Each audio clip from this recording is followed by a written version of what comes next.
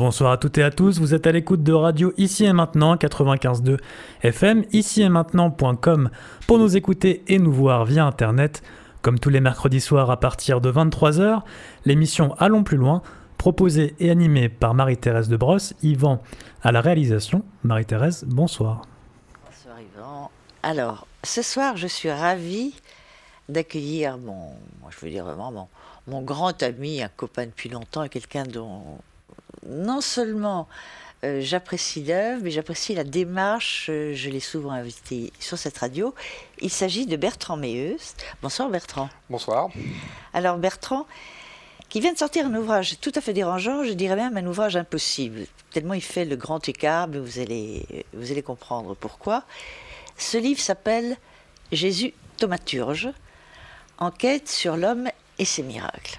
Alors avant que nous commencions vraiment, Bertrand, je vais te demander de définir pour nos auditeurs ce qu'est un thaumaturge. Alors, ça a plusieurs sens, évidemment.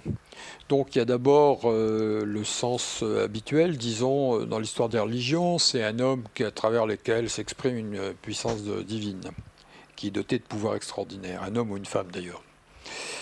Et donc, ça, c'est le sens de l'histoire des religions. Mais moi, je vais lui donner un autre sens, c'est-à-dire c'est quelqu'un qui produit les phénomènes que l'on dit paranormaux dans leur plus grande puissance et leur plus grande étendue. C'est un peu le Mozart du paranormal, en quelque sorte. Et oui, mais c'est cette définition-là qui est la plus adoptée communément, hein. Quand on dit quelqu'un c'est un grand thaumaturge, ça veut dire c'est un grand guérisseur, c'est quelqu'un qui a des dons, qui a des pouvoirs. Voilà. Hein. Mais j'insiste sur cette différence parce que, en fait, à l'origine, les thaumaturges sont pensés dans le registre magico-religieux, au moins religieux, et à partir de la fin du XVIIIe siècle, avec notamment le mesmérisme, Mesmer notamment, qui en était un, on voit apparaître un nouveau type de thaumaturge que j'appelle les thaumaturges laïques, c'est-à-dire des gens chez qui se manifestent ces pouvoirs, avec une identité de structure, enfin on pourra discuter jusqu'à quel point c'est assimilable, mais qui ne se réfèrent pas nécessairement à un vécu religieux, qui sont parfois indifférents en apparence aux choses religieuses. Alors ce livre est quand même tout à fait paradoxal parce que tout de suite, en mettant le projecteur sur cette notion de thaumaturge, tu touches un domaine qui déplaît fortement à l'Église. On remarque depuis plus d'un siècle, l'Église a de plus en plus une grande méfiance vis-à-vis de tous les faits miraculeux, ce que j'adorais dans le Moyen-Âg, ce qu'on appelait le merveilleux chrétien. Dès qu'il est question de miracles, d'apparitions, de pouvoir, entre guillemets, des mystiques, l'Église est excessivement mal à l'aise et elle met la pédale douce, hein, plus que douce d'ailleurs. Oui, rien n'indispose plus la hiérarchie catholique, pour parler des catholiques, que les saints prodiges dont ils ne savent pas quoi faire. Oui. Donc en général, on les met au secret dans des couvents, etc. Donc l'argument selon lequel l'Église aurait cherché à favoriser ces événements pour se faire de la publicité est difficile à soutenir. Parce à notre époque, oui, bien sûr, à notre époque. À notre époque, il faut préciser. Bien sûr, c'est ce que je veux dire, oui. Enfin, de toute façon, tu ne te situes absolument pas dans une optique religieuse. Tu es, il faut quand même te situer quand même ton parcours. Tu as quand même été élevé dans la religion chrétienne. Je suis né dans une famille catholique, par côté de mon père et de ma mère. J'ai été élevé chez les pères à l'ancienne. Et donc, ça m'a laissé une trace. Je suis devenu un croyant à une époque où tout le monde devenait un croyant, c'est-à-dire un peu avant les années 68, par là. En apparence, un croyant, mais il y a toujours une trace profonde chez moi, un intérêt pour ces choses. C'est le philosophe William James qui disait qu'il n'était pas croyant, mais que les événements de la vie mystique faisait écho chez lui quand il se renseignait, se documentait, il réfléchissait, méditait. Et je me suis aperçu que c'est la même chose chez moi.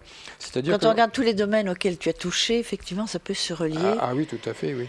Attends, je vais quand même te lire un bref passage de ton livre où tu situes très bien ta démarche. Au tout début, en fait, c'est un prologue. Oui. Oui, et pourtant, mystère de l'empreinte chrétienne, les questions liées à la religion, au mythe, au rituel, à la mystique, au miracle, n'ont jamais cessé de m'attirer, et la personne de Jésus, plus que tout autre, de me fasciner. Comme William James, je ne suis pas croyant, et pourtant la vie de Jésus ou celle des mystiques résonne étrangement en moi. Et quand je regarde mon parcours, je réalise que je n'ai jamais cessé de me passionner pour les questions religieuses, depuis ma maîtrise de philosophie, consacrée aux problèmes de l'exégèse contemporaine. Pratiquant déjà sans savoir la méthode du détour, j'ai instruit au fil des ans, depuis 1978, un certain nombre de dossiers, sans trop chercher à les relier par un plan d'ensemble prématuré. Qu'y avait-il de commun entre les ovnis, le mesmérisme, la géographie, la naissance des sciences psychiques, la voyance, les mouvements messianiques du tiers-monde, la question écologique, la métaphysique de l'imagination créatrice? Ce qu'il y avait de commun, c'était d'abord une interrogation obstinée sur la genèse des rituels, des croyances, des mouvements culturels, des pensées novatrices. C'est ainsi que je me suis trouvée dans la position étrange de risquer un éclairage sur Jésus et de défendre parfois la foi chrétienne, moi qui ne crois pas en grand-chose, contre certains qui aujourd'hui s'en réclament ou bien la critiquent. Alors donc, l'objet est bien clair, on ne se situe pas, avec ton livre, sur le problème de la foi. Non. J'ai même... je n'aime pas, pour être clair plus exactement, le pathos de la foi chez les chrétiens d'aujourd'hui. Je suis complètement... je n'aime pas le fidéisme, cette espèce de tendance à se rendre pieds et poings liés, à renoncer à toute forme d'interrogation rationnelle, etc. Je ne suis pas contre la foi en soi, mais je trouve qu'on en fait un abus aujourd'hui. Il y a un jargon autour de la foi qui, pour être clair, m'indispose. Donc en fait, ce travail se situe, c'est une approche laïque. Au sens, puisqu'apparemment, plus on parle de la laïcité, moins on comprend ce que c'est. Vraiment maintenant, oui. Oui. Et donc, il s'agit donc non pas d'attaquer la religion, comme certains le croient, ni d'ailleurs de chercher à la valoriser de façon excessive. Il s'agit de comprendre qui était Jésus. Quel homme il a pu être, comment il a pu marquer l'histoire à ce point-là, qu'est-ce qui a pu se passer pour déclencher cette extraordinaire vague qui a été la naissance du mouvement judéo-chrétien. Voilà, ce qui m'intéresse, c'est ça. Donc je mets de côté les déterminations de la raison, qui nous dit que ces événements sont impossibles, les déterminations de la foi, qui nous dit a priori ce qu'il en est. Jésus remonté aux cieux, il est assis à la droite du Père, d'où il viendra juger les vivants et les morts, etc. Je mets tout ça de côté. Je n'attaque personne. Je tente de développer un espace de pensée autonome qui pourra éventuellement servir pour établir un dialogue avec les différents dogmes.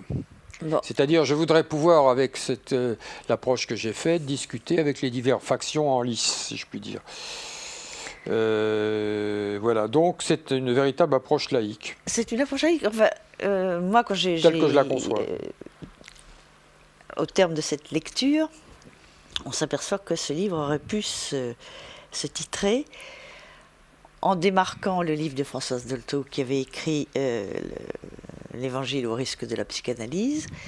Ça, c'est vraiment c'est Jésus au risque de la métapsychique, parce qu'on s'aperçoit bien que cette énorme enquête que tu as faite, qui est absolument passionnante, je ne le dis pas par amitié pour toi, parce que c'est vraiment, moi je me suis accrochée, ce bouquin est formidable, hein. C'est vraiment Jésus au risque de la métapsychique, hein. Alors c'est amusant parce que c'est le titre que je voulais donner à mon livre, c'est une bonne intuition. C'est toujours pareil, c'est l'éditeur qui n'a pas voulu. C'est l'éditeur qui n'a pas Chaque voulu. fois, c'est toujours pareil. Je ne veux pas attaquer mon éditeur parce que bon, les éditeurs ont leur raison. Il m'a expliqué, il a sans doute raison d'ailleurs. surtout s'il m'écoute, il faut que je... Quand même. même. Sauf prudent. Donc il faut absolument que les gens comprennent de quoi on parle. Or, si quand Françoise Dolto écrit les évangiles au risque de la psychanalyse, tout le monde a entendu parler de Freud. Tout le monde croit avoir une idée au moins sur cette question. Elle n'a pas besoin de dépenser la moitié de son livre à présenter qui était Freud, etc. Moi, la métapsychique, il me faudrait 500 pages pour expliquer ce que c'est. Mais comme personne n'en a entendu parler, vu que ça ne s'enseigne pas, que c'est un savoir qui, théoriquement, officiellement, n'existe pas, l'université n'a pas à en connaître, pour employer des termes juridiques, ben personne ne sait de quoi il s'agit, donc j'ai été obligé de renoncer à mon beau titre. Et pourtant, ce livre n'est possible avec ta démarche que parce qu'il y a eu 2 siècles de travaux de la métapsychique. Voilà. Bien sûr, là il faudra qu'on explique d'ailleurs ce que c'est que la métapsychique, la parapsychologie, les nuances qu'il faut mettre entre ces termes, parce que c'est mes outils en fait. Oui, oui, bien sûr. Alors, nous avons donc le sujet qui est bien précis. Ce n'est pas un ouvrage d'historien, et c'est un ouvrage d'historien en même temps, mais qui s'appuie sur forcément le document de base, qui sont les évangiles. Alors déjà, les évangiles commencent à nous poser un problème. Moi, j'ai toujours appris que les évangiles n'ont jamais été écrits, Matthieu, Marc, Luc et Jean, n'ont jamais été écrits du vivant, je ne veux pas dire du vivant, mais pas tout de suite après la mort du Christ. La datation des évangiles, c'est quelque chose. Hein. Alors en fait, j'ai commencé mon enquête par une longue enquête sur, si tu veux, la difficulté dans cette histoire, c'est simplement même de commencer. Parce que sur Jésus, on a écrit plus que sur n'importe quel autre sujet dans l'histoire humaine. Jamais sur ce thème-là. Hein. Alors, bon, tu as réussi à trouver. Je peux, étant donné que j'emploie des outils qui n'ont encore jamais ou à peine été utilisés, je peux me targuer, ce qui paraît extravagant, de dire des choses sur Jésus qu'on n'a jamais risqué de dire. C'est vrai, je ne sais pas si j'ai raison, mais au moins je peux essayer un éclairage.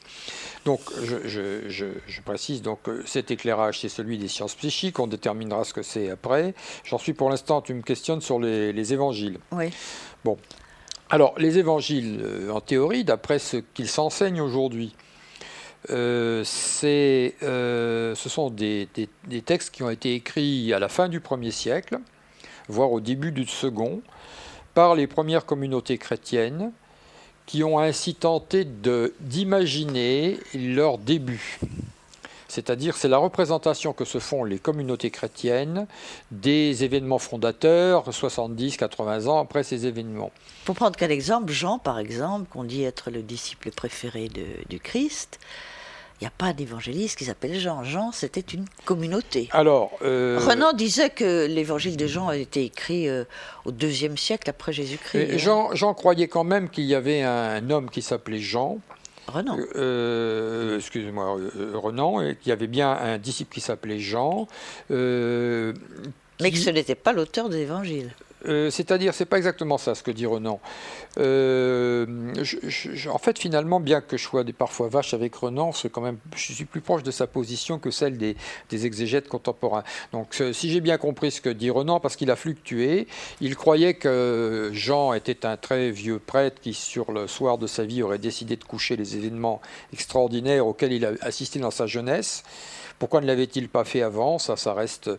Et qui ensuite aurait imagine plus exactement Renan, parce qu'il n'en sait strictement rien, trompé par son secrétaire qui aurait enjolivé, ajouté des événements extraordinaires comme la guérison de Lazare. Ça, c'est la version 19e. Ce n'est pas encore une usine à gaz conceptuelle. Alors après, on a inventé un concept qui est le milieu johannique. Alors là, c'est beaucoup plus sophistiqué. Ce n'est pas un homme. Quand les exégètes écrivent Jean, ils l'écrivent en italique, indiquant par là qu'il s'agit en fait d'une sorte d'entité, d'entité collective, d'une sorte de collectif anonyme qui, pendant d'une durée de près de 70 ans, aurait travaillé à imaginer les débuts. Hein. C'est une image rétrospective des débuts. Donc, en quelque sorte, lorsque l'Église présente le 4e évangile comme le témoignage bouleversant de la résurrection de Lazare, de la découverte du tombeau vide, etc., Il faut bien comprendre qu'aujourd'hui, ils ne croient pas à ça. Ils croient que ce sont des symboles, des images, mais que ce ne sont pas des réalités factuelles. Voilà. Donc voilà si tu veux, dans quelle situation on se trouve pour faire l'approche que je veux faire. Parce que l'approche que je veux faire, ça consiste à quoi? Ça consiste à essayer de projeter sur les événements fondateurs du christianisme l'éclairage de la métapsychique. Ou, pour parler bref, en attendant de plus grandes précisions, de la parapsychologie. L'étude des gens qui produisent des phénomènes extraordinaires. C'est ça, tu étudies Jésus, grand sujet psy. Voilà. Grand producteur de phénomènes psy. On peut dire ça comme ça. Et donc, avant de commencer ma propre étude, j'ai été obligé de faire une longue enquête sur non pas sur Jésus, puisque a priori, sur ses scribes. Sur les théories de l'exégèse, qui constituent une sorte de filtre. C'est-à-dire, pour comprendre qui était Jésus, il faut d'abord, l'idée qu'on se fait aujourd'hui de Jésus, il faut d'abord étudier l'exégèse. Et forcément, oui. Qui, évidemment, est pénétrée des idées rationalistes avec les protestants depuis la fin du XVIIIe siècle, avec les catholiques, ils ont été gagnés par ça au début du XXe, avec la vague moderniste, etc. Et donc, il faut commencer par déblayer tout ça. C'est-à-dire qu'en fait, mon livre, c'est à peu près au milieu du bouquin que je peux écrire. Voilà, nous entrons maintenant dans le vif du sujet. Il m'a fallu à peu près la moitié du livre pour commencer le livre. Bon, alors on ne va pas faire la même chose avec cette émission. Non, on ne va pas faire la moitié de l'émission sur les prolégomènes. On va rentrer dans le cœur du sujet, c'est-à-dire le côté thaumaturge de Jésus. Mais oui, moi, je te faisais parler des évangiles parce que c'est quand même sur ces récits, c'est à partir de ce récit que se dessine le portrait d'un homme doué de pouvoir assez étonnant. Les a-t-il eus?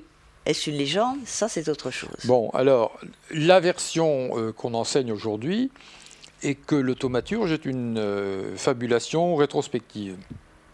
C'est-à-dire qu'on apparaît un homme quelconque, de pouvoir extraordinaire. Parce que ça galvanisait. Oui, on n'aurait pas pu le considérer comme fils de Dieu autrement. Et donc, selon les thèses qui ont cours encore aujourd'hui, les grands événements ont été rétro-jetés, écrits après coup, ou peu à peu amplifiés. Ça, c'est très difficile à savoir avec ça. Il y a toute une rhétorique dans l'exégèse qui consiste à supputer des ajouts, des interpolations. Ils ont développé tout un savoir extrêmement sophistiqué pour nous affirmer que là, entre ce verset et ce verset-là, il y a eu une interpolation, etc., etc. Bon. Donc on est très impressionné par ce savoir. Et sur quoi se base-t-il, ce savoir? Alors, je dois préciser une chose. Je ne suis pas moi-même un technicien de ces choses. Je ne suis pas capable de juger les raisons techniques qu'il donne. Si par exemple ce passage-là, oui ou non, a été écrit en grec, en araméen, etc., etc., bon, c'est très compliqué. En revanche, je suis capable de choisir parmi mes auteurs des guides, et je constate très vite qu'il y en a qui disent exactement le contraire. Ah oui, les querelles des exégètes, c'est assez extraordinaire. Bon. C'est comme les exégètes, c'est comme si on assistait à un congrès de physiciens sur lequel aucune des constantes universelles, on serait d'accord sur rien. Aucune constante universelle, aucun accord sur la vitesse de la lumière, c'est rien. Bon. Donc... c'est un peu comme l'économie, si on veut, oui. Aujourd'hui. Voilà, l'économie, c'est un peu ça aussi. Donc, la première chose, c'est que ce qui met la puce à l'oreille, c'est que si je ne suis, moi, pas un spécialiste de l'exégèse, je peux attacher mes pas à des gens qui ont des opinions divergentes, opposées, puis regarder comment leurs arguments s'entrechoquent. C'est ce que je fais. J'observe comment ils s'y prennent. D'autre part, par contre, il y a un domaine sur lequel je prétends avoir une certaine compétence, c'est l'histoire des sciences psychiques.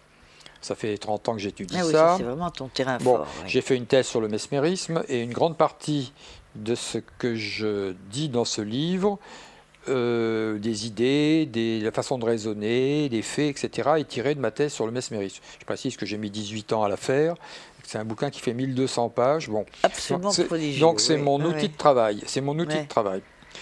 Et donc, ma prétention, si j'en ai une, c'est pas d'être un historien que je ne suis pas, c'est simplement d'essayer de dégager le portrait le plus vraisemblable de Jésus, compte tenu de ce que tous les spécialistes ont exposé. C'est-à-dire, toutes ces données étant soumises à mon libre examen. Hein, et surtout, une fois ce travail préalable fait, d'y insérer le thaumaturge, c'est-à-dire le producteur de miracles. Alors j'en viens à la question que tu posais, c'est comment se fait-il que ce soit rejeté comme ça, cette approche du thaumaturge? Ben, le gros problème des historiens, ils n'arrêtent pas de le répéter, c'est qu'on a très peu d'informations sur Jésus, et c'est vrai. Donc voilà un homme dont les actes ont engendré une partie du monde que nous connaissons depuis 2000 ans, et en fait on sait très peu de choses sur lui. Alors les historiens, évidemment, essaient par divers moyens très sophistiqués d'obtenir des informations sur des détails minuscules, etc. On va traquer Flavius Joseph, etc. Voilà. Oui, mais déjà, l'Église a commencé à faire sa grande opération coup de balai, si je peux dire, parce que c'est quand même l'Église qui décrète quels sont les 4 évangiles synoptiques, Matthieu, Marc, Luc et Jean, et puis les autres, ce sont les évangiles apocryphes, hein, donc ce sont considérés comme des douces plaisanteries. Alors, je précise tout de suite, parce que je suis sûre que nos auditeurs ne le savent pas.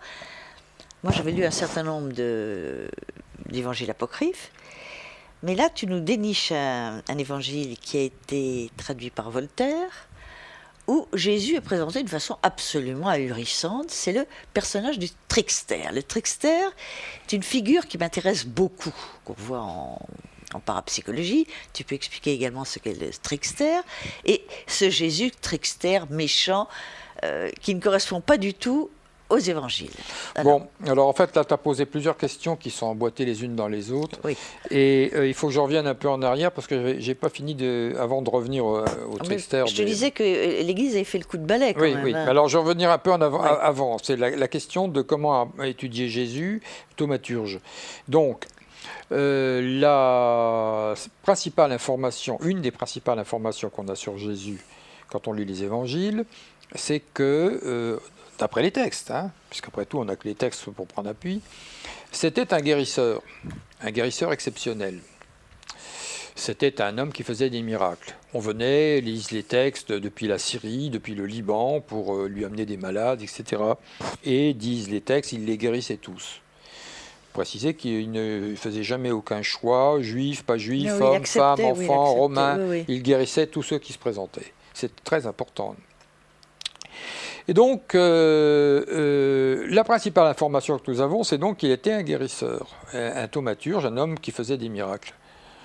Or, l'interdit rationaliste et fidéiste qu'il y a à l'heure actuelle fait qu'on s'interdit, en quelque sorte, d'utiliser cette source de documentation. Donc, une des principales sources... Quel paradoxe extravagant. Une des principales sources de documentation, si ce n'est la seule qu'on ait sur Jésus, c'est qu'il était comme ça, qu'il était un thaumaturge. Et donc, il se trouve que les sciences psychiques, depuis 2 siècles, étudient ce genre d'hommes et de femmes. Et donc pourquoi... Et que nous disent justement que c'est possible. Hein, voilà, dans une certaine limite. Voilà. Ouais. Donc, pourquoi ne pas utiliser cet outil, ce savoir qui est à notre disposition pour éclairer la vie de Jésus? Eh bien, nous sommes dans le paradoxe dans lequel je commence au début, c'est-à-dire que là, il est interdit d'étudier les sources qui pourraient nous éclairer le personnage. Alors, à partir de là, bien, en quoi consiste ma démarche? J'oublie pas ta question, ouais. J'en viens aux apocryphes. En quoi consiste ma démarche? Eh bien, ça va consister à étudier dans le monde moderne et contemporain. Pour aller vite, les sciences psychiques, elles naissent avec le mesmérisme, avant la Révolution française. Et elles atteignent leur statut scientifique vers 1870 en Angleterre. 1900 en France, etc. Après, ça part de France. Hein. Donc, il va s'agir d'étudier les connaissances que nous avons acquises, par exemple la lévitation. Est-ce que le théologien Hans Küng, un des grands théologiens allemands, écrit dans un de ses livres cette phrase, que je ne résiste pas au plaisir de te lire, parce que c'est tout un programme. Il dit: le temps où certains pensaient pouvoir soutenir la possibilité de la marche de Jésus sur le lac devrait être à tout jamais révolu. Voilà ce que dit le grand théologien allemand Hans Küng, qui là rendre référence en Allemagne aujourd'hui. Bien, il le dit. Que savons-nous sur la lévitation? Nous savons beaucoup de choses. D'abord par la géographie, à partir en gros du XVIIe, XVIIIe siècle, ensuite par les sciences psychiques. Il y a encore eu des cas de lévitation extrêmement bien attestés, jusque dans les débuts du XXe siècle. Il y a eu des cas très spectaculaires dans la mystique chrétienne, hein, voilà. Je pense. Même certains étaient carrément comiques. Voilà, Cupertino, je pense à ma sainte patronne Thérèse d'Avila, qui finissait par avoir très peur, parce que dès qu'elle rentrait en oraison, elle se lévitait. Et elle avait peur quand elle se lévitait, donc elle demandait aux nonnes qui l'entouraient, « Maintenez-moi par mes jupes, que je ne m'envole pas ». Eh bien, ça ne loupait pas. Thérèse d'Avila commençait à prier, et hop, dans un grand craquement des tissus qui se déchiraient, elle se trouvait en culotte, à la hauteur des chapiteaux. C'est assez comique quand même. Alors, oui, bon, n'allons pas trop vite, comme disait Monsieur X dans une défunte émission de France Inter. Mais on va y revenir sur ces questions. Mais là, j'essaie de répondre sur mon fil pour répondre à ce que tu disais sur les apocryphes. Alors, je continue de dérouler le fil. Donc, la méthode consiste à étudier, de faire un détour par ce qu'on sait aujourd'hui pour comprendre le passé, c'est-à-dire faute de savoir exactement qui était Jésus, on va au moins essayer de reconstituer son portrait robot.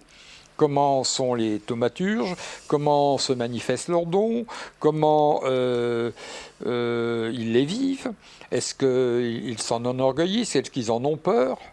Je te dis tout de suite que comment très ils en souvent, expliquent l'origine. Très souvent, ils en ont peur. Oui. Ce que tu viens de dire de Thérèse d'Avila est tout à fait typique. Hein. Elle avait peur de ces lévitations. Quand elle sentait son corps s'alléger, elle était prise de terreur, même elle le dit. Et donc voilà. Or, à partir de là, à partir du moment où on peut reconstituer un portrait robot, en quelque sorte, du thaumaturge Jésus, quitte à boucher les trous par de la documentation récente.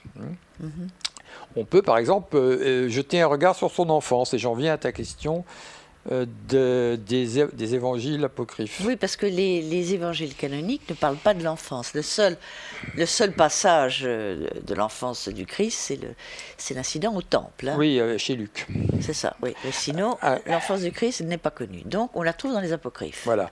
Alors, donc, ce sont des textes qui sont, d'après certains historiens, les plus anciens, remontent au IIe siècle. Ils sont très anciens, en fait, au milieu du IIe siècle. Et les spécialistes que j'ai lus, je prétends, il faudra une vie pour étudier rien que cet aspect, bien entendu. Moi, je me contente d'essayer de projeter mon éclairage. Hein. D'après les spécialistes, ces textes peuvent porter des informations familiales, biographiques, mêlées évidemment à des scories légendaires, et c'est très difficile d'opérer le tri. Le tri, oui. Alors, voici la prédiction de la métapsychique maintenant. C'est très simple. Lorsqu'on étudie la vie des grands thaumaturges, on s'aperçoit que presque toujours, les phénomènes ont commencé dans leur enfance. Alors moi, je rajoute une petite précision, parce que ce n'est pas souvent mentionné. J'ai remarqué que dans la petite enfance des grands sujets psy, il y a un dénominateur commun, ils sont tombés sur la tête. Stricto sensu, ils sont tombés sur la tête. Le cas le plus célèbre, c'est Madame Blavatsky, lorsqu'elle était enfant. J'ignorais qu'elle... Elle était, mais elle était montée sur une table. Qu'elle fut tombée sur la tête. Si, bien sûr, elle était montée sur une table sur laquelle elle avait mis une chaise, sur laquelle elle avait mis un tabouret, etc., pour bien sûr prendre sur le sommet d'une armoire une gourmandise, elle était tombée sur la tête. Bon. Et la plupart sont tombés sur la tête. Ça m'est arrivé aussi pour prendre une gourmandise, mais bon, jusqu'à présent, je ne produis pas de miracle. Parce que, je veux dire, ça a dû arriver à beaucoup d'enfants, ça. Hein. Oui. Alors, je ne sais pas quel... D'accord. Bon, en tout cas, les phénomènes se manifestent très jeunes, vers 6 ans, par là, souvent. Et à un âge où parfois les enfants ne se rendent même pas compte et ne s'en effraient pas parce qu'ils trouvent tout normal, bien entendu. Et ils les intègrent dans leur jeu, et ainsi de suite. Alors on pourra toujours objecter que, donc c'est ce que nous montrent les apocryphes. Jésus est dépeint comme un être qui, dès l'enfance, manifeste des pouvoirs extraordinaires. Alors, j'ai proposé dans mon livre des critères pour trier ces textes qui ne sont pas basés sur des arguments historiques et philologiques, comme font d'habitude les historiens, parce que moi je ne suis pas compétent dans ce domaine, mais sur la teneur métapsychique. C'est-à-dire, il y a 3 sortes de textes décrivant les pouvoirs de Jésus. Il y a des textes où Jésus, alors qu'il tète encore sa mère, dispose déjà de pouvoir presque de faire effondrer une pyramide. Par exemple, pendant la fuite en Égypte, il fait effondrer un temple, il y a des centaines de morts, un temple païen.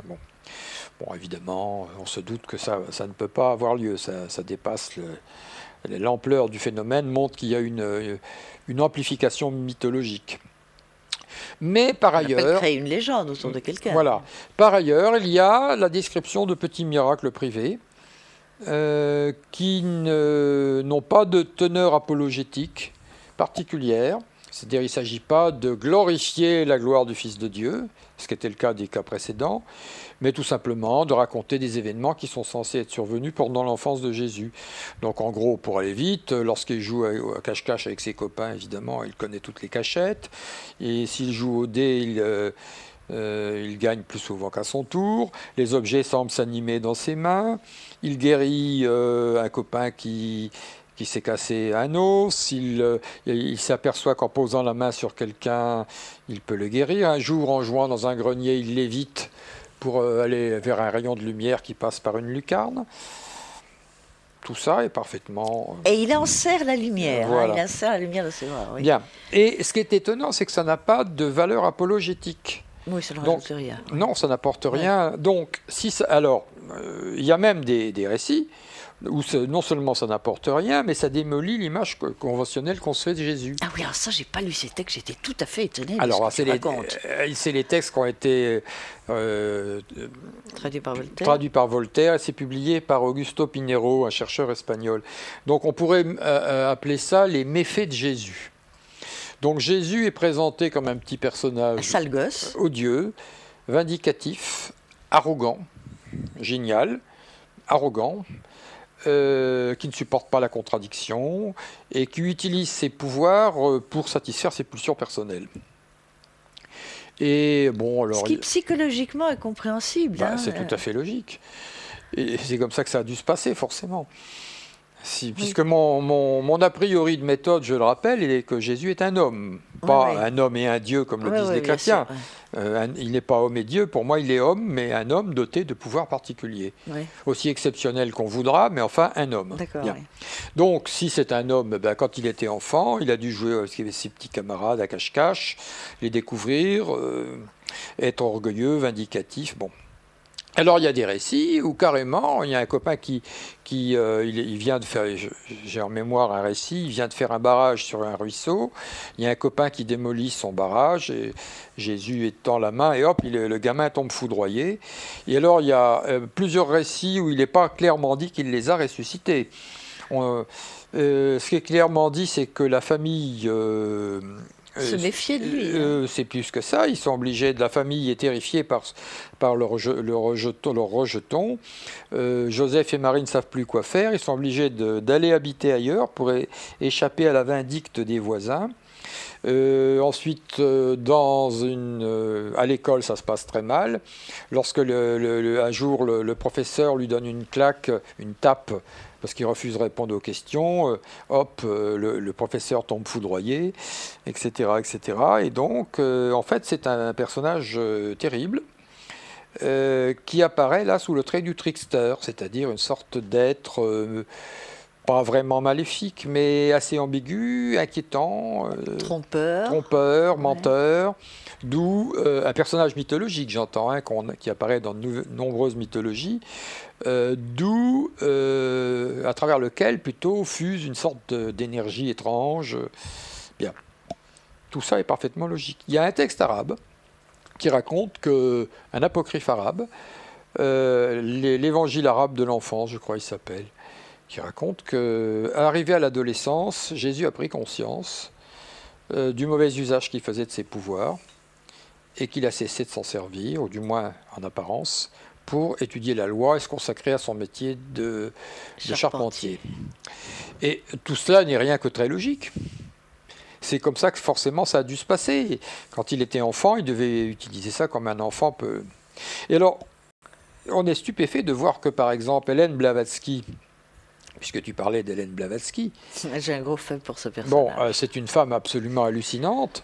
On la connaît surtout comme la fondatrice de la théosophie, mais en fait, d'après la biographie d'elle que j'ai lue, qui est construite sur souvent des documents familiaux, eh bien, c'était une sorcière en herbe, en fait. Et il y a un endroit, il est raconté qu'elle devait avoir 13 ou 14 ans, elle est importunée par un garçon, elle s'empare de son esprit parce que la bonne, c'est une aristocrate d'une grande famille russo-allemande, hein, elle s'appelait Anna von Rothstern. Elle s'empare c'est sa nourrice qui lui avait appris la sorcellerie. Elle s'empare de l'esprit d'un garçon qui était venu la courtiser. Voilà, la courtiser d'un peu trop près. Et elle l'envoie se noyer dans la rivière voisine. Voilà. Bah oui, c'est comme ça. Et donc, autour de Blavatsky, il y a une quantité absolument invraisemblable de phénomènes qui se passent. On la voit un jour marcher sur les eaux aussi. J'ai ça dans sa biographie. Bien. Voilà. Donc, la méthode, ça me permet, je ne sais pas si j'ai pas les moyens philologiques, je ne suis pas un historien assez pointu, pour l'instant, pousser l'étude jusqu'au bout.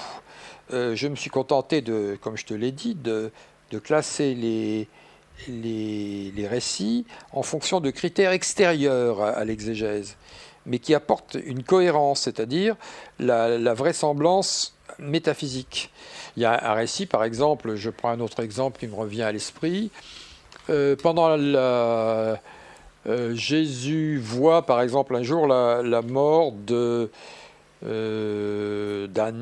c'est une mort de quelqu'un de sa famille, je ne me rappelle plus le détail. Et il se met à pleurer et il dit qu'elle est morte. Ah oui, Anne, effectivement. C'est ça, c'est Anne, oui, c'est ça. Oui. Bon, bah ça, c'est tout à fait... C'est la métapsychique courante, si on peut dire. Oui. Voilà. Donc, il y a un moyen d'établir un tri. Donc, ce que j'ai fait là, c'est simplement une première approche. Hein. Je me rends bien compte que l'étude des apocryphes, c'est quelque chose d'extrêmement compliqué. Et, voilà, c'est un premier coup de projecteur sur ce domaine. On peut se demander quand même, enfin, c'est pas exactement dans notre sujet, mais moi, c'est une question qui me turlupine. Quels ont été les critères qui ont été suivis par l'Église pour accepter certains évangiles et en rejeter d'autres? Ça, c'est quand même assez mystérieux. Hein. Maintenant, tant pis, on a les 4 évangiles et basta. Il y a un texte aussi admirable, par exemple, que l'évangile de Thomas, qui pour moi va même plus loin dans les concepts métaphysiques que Teilhard de Chardin. C'est considéré par l'Église comme un apocryphe. Je crois que déjà, dès les débuts, il y a une méfiance à l'égard du merveilleux excessif, des événements trop extraordinaires. Ils tendent à chercher Dans tous les 4 évangiles, tu as tout, partout, les entre guillemets miracles du Christ, que ce soit la multiplication des pains, les noces de Cana, enfin, les guérisons. Les évangiles regorgent de récits de miracles opérés par le Christ. Mais ce sont des miracles qui ont toujours soit que Jésus ait lui-même fait ces miracles dans cet esprit, on y reviendra, hein, soit que ça a été sélectionné par ceux qui ont fixé et construit les évangiles. Hein. Mais dans tous ces récits, ce qui est mis en avant, c'est la valeur de signe du miracle. Par exemple, dans la marche sur les eaux, Jésus est le nouveau Moïse qui marche sur la mer. Lorsqu'il va sur le mont Tabor, si c'est bien le mont Tabor, avec 2 de ses disciples, c'est à nouveau Moïse qui monte sur le Sinaï. Donc c'est toujours, tous les actes de Jésus sont mis en rapport avec des grands événements de la Bible. Oui. Dont il endosse la signification, mais qu'il complète. Hein. Il donne une signification nouvelle à ces anciens événements. Donc on peut supposer que ces événements, s'ils ont eu lieu, ont été sélectionnés en fonction de leur puissance de signe. Et qu'on a trié parmi tout un tas d'autres. Jean lui-même dit Jésus a fait beaucoup plus de choses que tout ce que je raconte. Oui. Et on n'en finirait pas de remplir. Donc c'est clairement un choix qu'on nous présente, un choix apologétique en quelque sorte. D'accord. Attends, on va faire une petite pause parce qu'on va revenir à une chose énorme.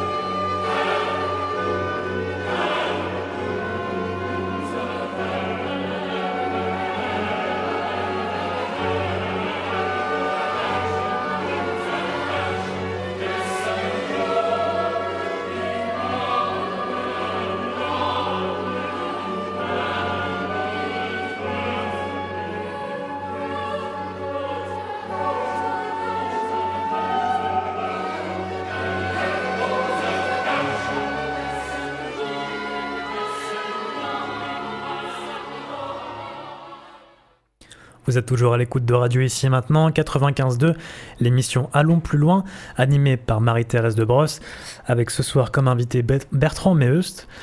Et je vous rappelle, auditeurs, auditrices, que vous aurez la possibilité d'intervenir en fin d'émission pour poser vos questions. Je vous invite donc à prendre des notes et à préparer vos questions.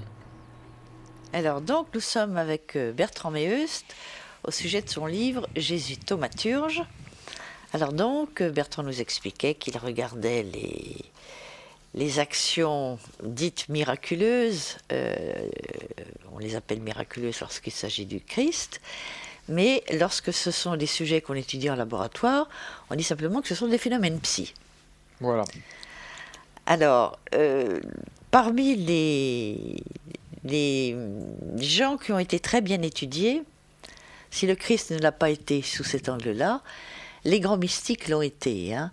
Nous parlions tout à l'heure de lévitation. Il y a une mystique assez étonnante qui s'appelle Marguerite Marie Alacoque. Ah oui. Qui était tancée dans son couvent parce que on disait qu'elle n'était pas modeste, parce qu'au lieu de prendre comme tout le monde un escabeau pour se saisir d'un ouvrage, eh ben elle se lévitait et elle allait chercher son livre. Et la supérieure lui disait que c'était une preuve d'immodestie. Il n'avait qu'à prendre son échelle.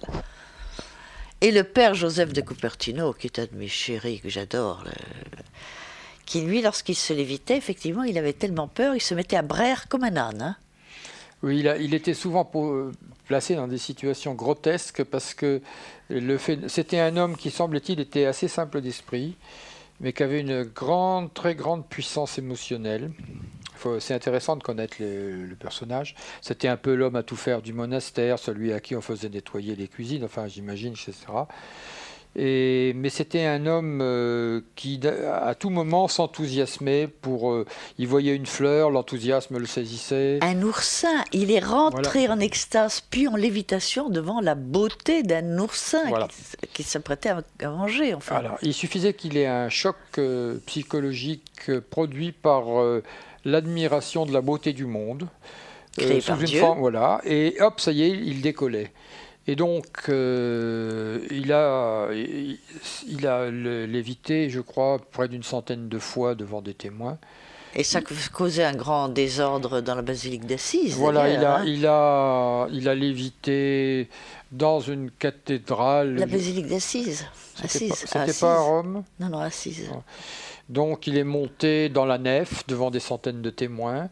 Il a même eu l'occasion de léviter devant un envoyé du pape qui était le prince de Gonzague. qui était en quelque sorte l'avocat du diable. Parce qu'il faut savoir que l'Église, lorsque quelqu'un a de ce type de manifestation, on désigne un avocat du diable pour essayer de les confondre.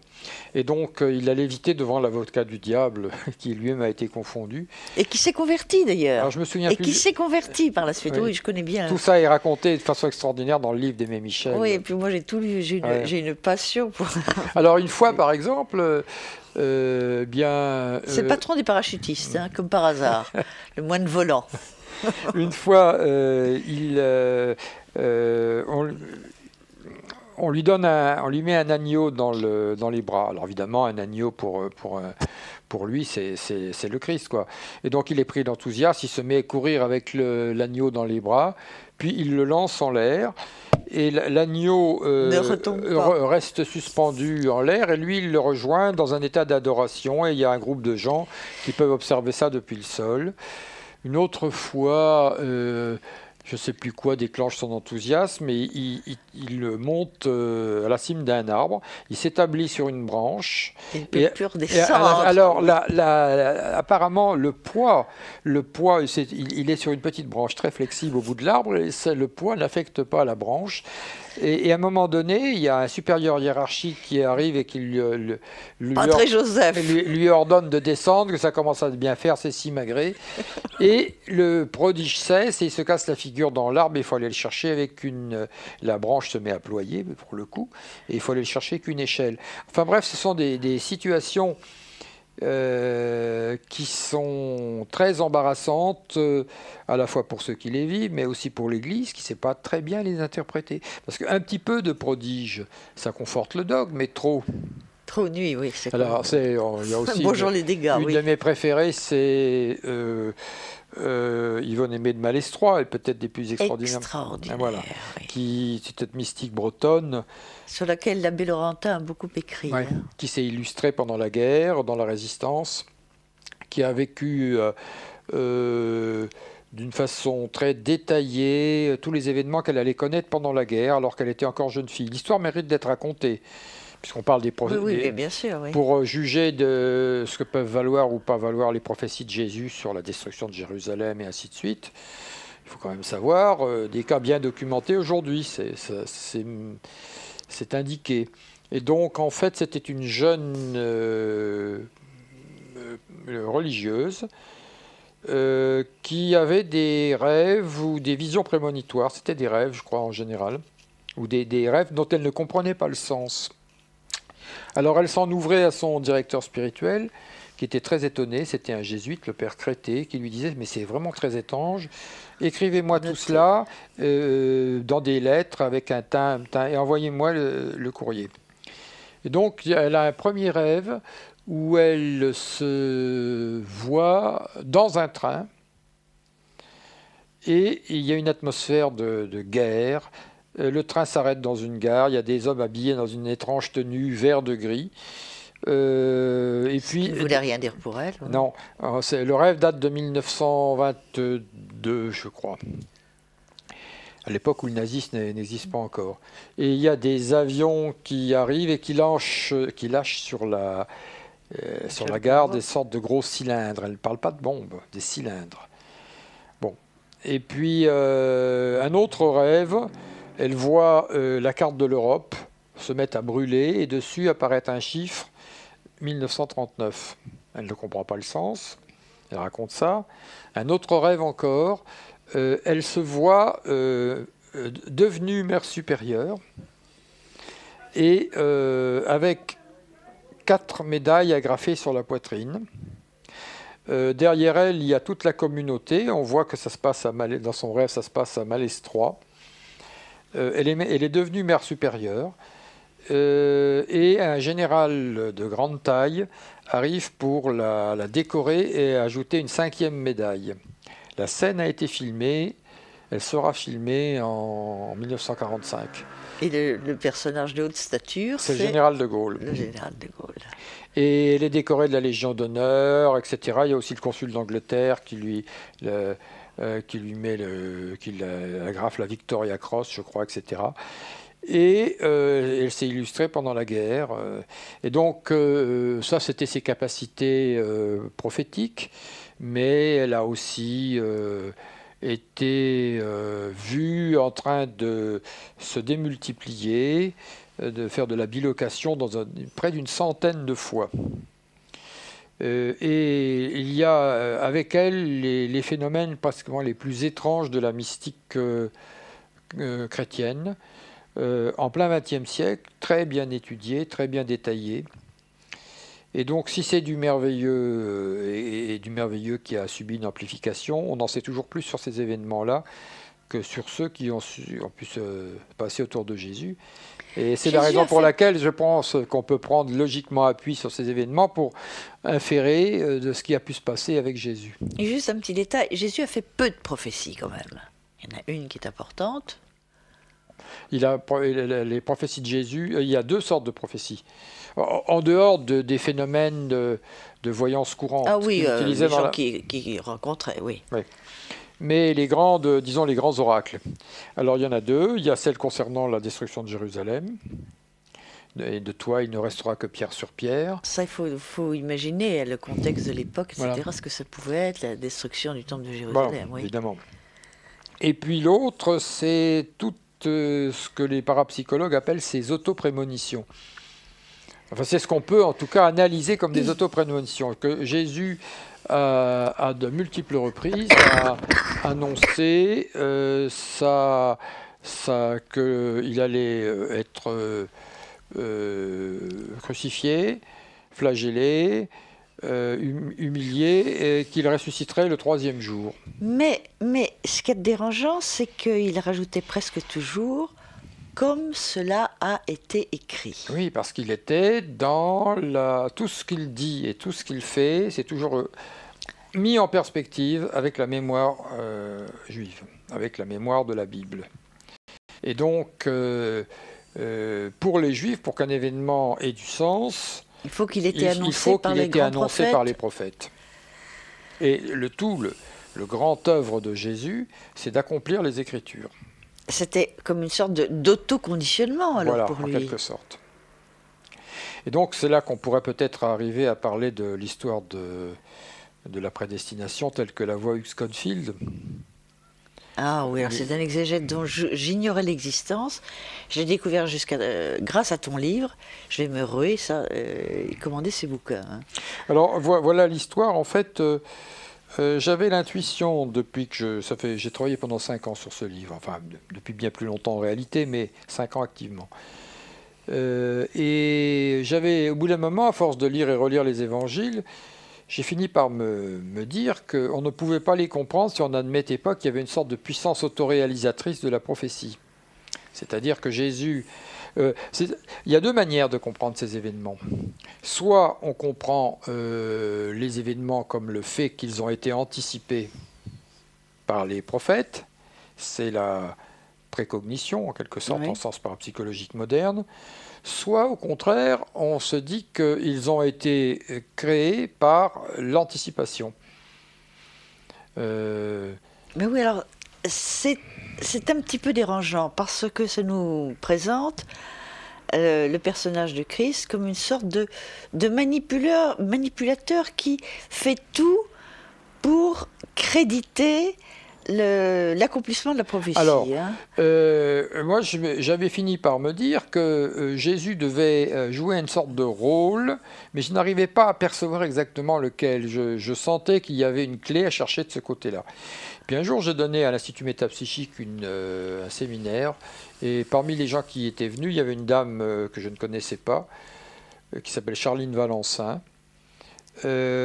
qui à la pause, je parle de tout ça, elle me prend à part à la pause, il me dit: est-ce que vous avez lu Hugh Schonfield? Je lui dis non, je n'ai jamais entendu parler. Qui est-ce? Elle me dit: c'est un grand historien du Nouveau Testament, un juif anglais, qui a écrit un livre qui s'appelle Passover Plot, le complot de Pâques. Et ce que vous dites...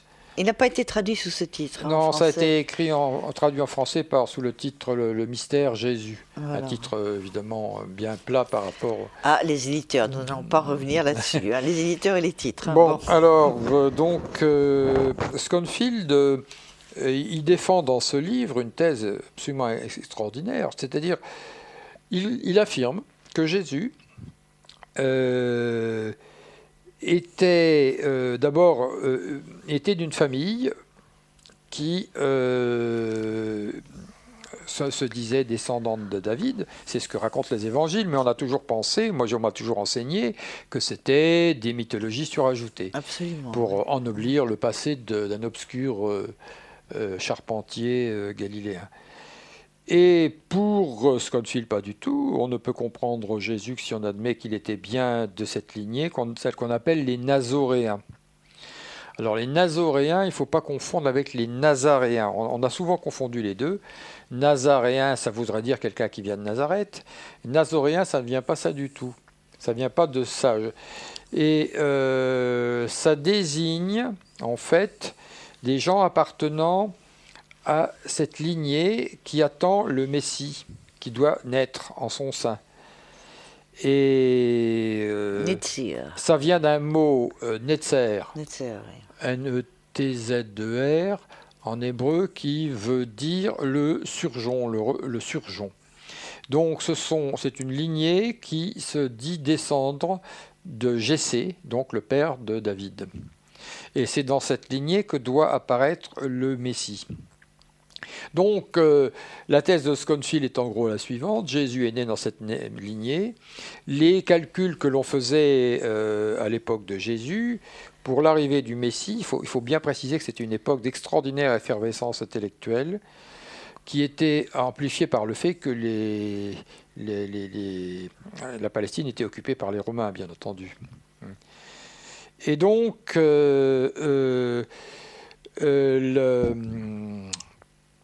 j'ai perdu le fil de ce que je disais. Oui, dans cette famille, ils attendaient donc le Messie.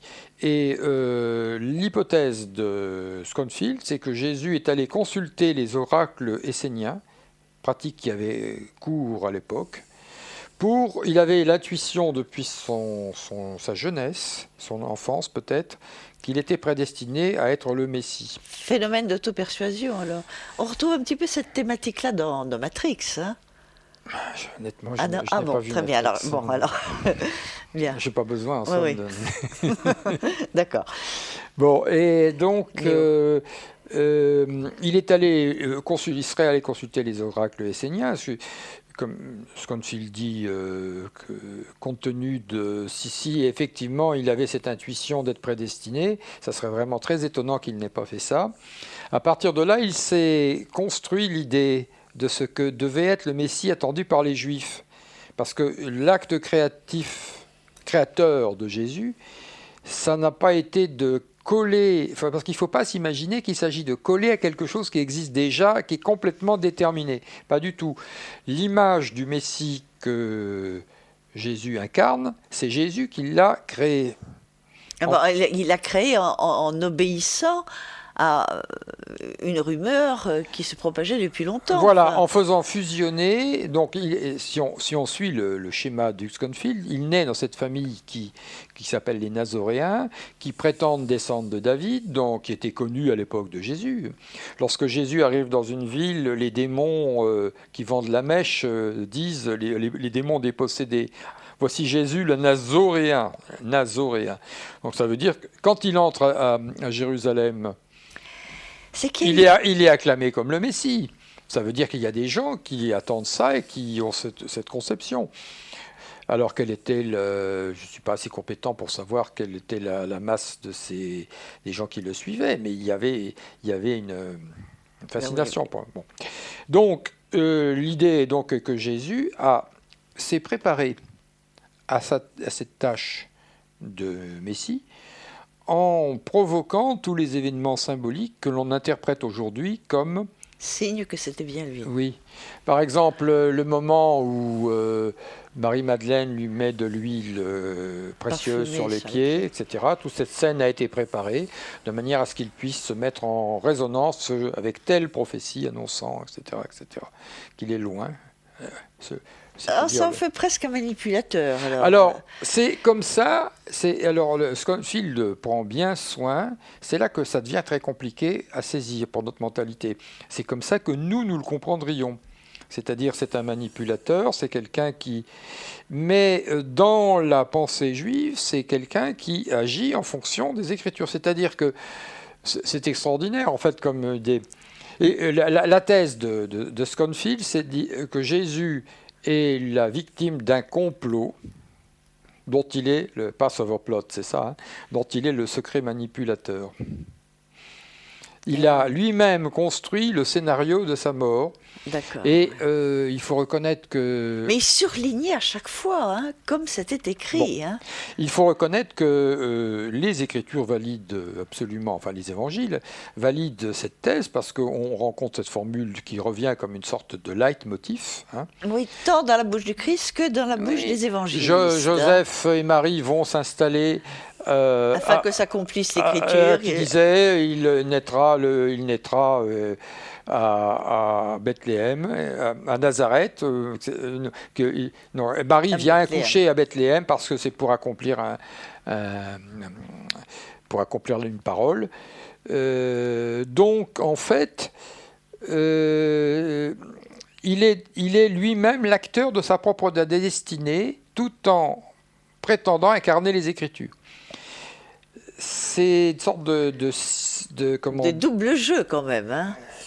Moi, c'est très étrange. Je comprends bien que ce que j'ai cru comprendre, c'est que pour entrer dans cette façon de penser, il faut vraiment se dessaisir de notre façon habituelle de penser en termes de manipulation, suicide. Il y a aussi un auteur, la Dosa, qui a voulu décrire la mort de Jésus comme un suicide sophistiqué. Son livre s'appelle « Le suicide de Jésus ». Ben oui, parce qu'il semblerait qu'il ait tout fait pour. Oui, mais... Pour que s'accomplissent ses Écritures, il a tout fait pour. Donc la pression des Écritures sur un peuple, c'est quelque chose que nous n'arrivons plus à nous représenter. C'est une énigme, vraiment. Et ça induit des comportements qui sont pour nous incompréhensibles. C'est vraiment une des choses que j'ai comprises en faisant cette enquête. Donc, je ne dis pas que Sconfield... C'est très intéressant parce que c'est des mécanismes qui peuvent se reproduire dans le futur, alors. Bah, pourquoi pas. La fonction autoréalisatrice de la prophétie, c'est disons que le cas de Jésus, si l'hypothèse de Sconfield est juste, est évidemment le plus extraordinaire de l'histoire humaine, mais il y en a bien d'autres et il y en aura bien d'autres. Moi, ce qui m'avait mis la puce à l'oreille, c'est certains textes. C'est pour ça que j'étais absolument stupéfait lorsque j'ai découvert le livre de Sconfield. Par exemple, lorsqu'on vient arrêter Jésus dans le jardin, il y a à Gethsémani, Pierre qui sort son épée, et Jésus lui dit « Rengaine se glaive, car sinon, comment s'accomplirait l'écriture qui dit que je dois périr de cette manière ?» C'est tellement étonnant comme déclaration qu'on est presque tenté d'y voir un trait d'humour au 2e ou 3e degré. Ah oui, c'est saisissant. C'est saisissant. Rengaine se glaive, car comment s'accomplirait l'écriture qui dit que je dois périr de cette manière? Il y a tellement de passages comme ça dans les évangiles que ça paraît presque impossible que tout ça ait été réécrit après coup. Et l'explication de Sconfield est beaucoup plus simple. Les évangiles, la prédestination de Jésus n'a pas été post-écrite par les scribes au 2e, 3e siècle. Elle n'a pas non plus été anticipée par des prophètes des siècles plus tôt. Elle a été, ou du moins elle l'a été d'une façon très large, ouais, très vague, et très vague. Mais et très elle a précisée et aiguisée au fur et à mesure. Aiguisée au fur et à mesure et mise en acte par le plus grand scénariste qui fut jamais, c'est-à-dire Jésus de Nazareth. C'est ce que décrit Sconfield. Moi, ça m'a complètement renversé, stupéfait, cette analyse. Ah oui, c'est très passionnant. Hein. Ça, d'ailleurs, son livre, paraît-il, a déclenché un scandale aux États-Unis. Parce que cette façon de penser renvoie à toutes les chrétiens traditionnalistes tiennent que les Écritures ont annoncé la venue de Jésus. Les chrétiens modernistes tiennent au contraire que ça a été rétro-écrit. Et lui, il arrive et dit non, pas du tout, c'est Jésus qui lui-même a été... J'avais jamais pensé à ça, mais c'est tout à fait séduisant comme hypothèse. Bon, très bien. Was fragest du mich darum? Frage die darum, die gehört haben, was ich zu ihnen geredet habe. Siehe, dieselbigen wissen, was ich gesagt habe. Als er aber solches redete, gab der Diener alle, die dabei stunden, Jesu einen Backenstreich und sprach: Solltest du dem hohen Priester also antworten? Jesus aber antwortete: Hab ich übel geredet, so beweise es, dass es böse sei. Hab ich aber recht geredet, was schlägest du mich?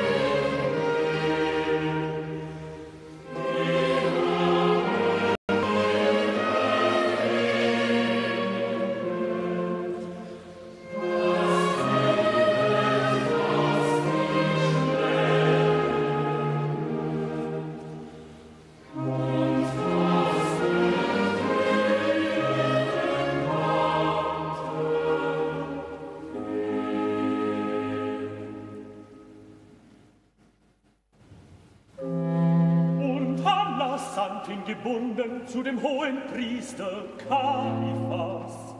Simon Petrus stund und wärmete sich. Da sprachen sie zu ihm: Bist du nicht seine Jünger? Nein, bist du nicht seine Jünger? Nein, bist du nicht, bist du nicht seine Jünger? Nein, bist du nicht, bist du nicht, bist du nicht, bist du nicht, bist du nicht seine Jünger? Bist du nicht seine Jünger? Je vous rappelle que vous êtes toujours à l'écoute de Radio Ici et Maintenant, 95.2 FM, l'émission Allons plus loin, animée par Marie-Thérèse de Brosse avec Bertrand Meust ce soir. Alors, nous parlons de pouvoir.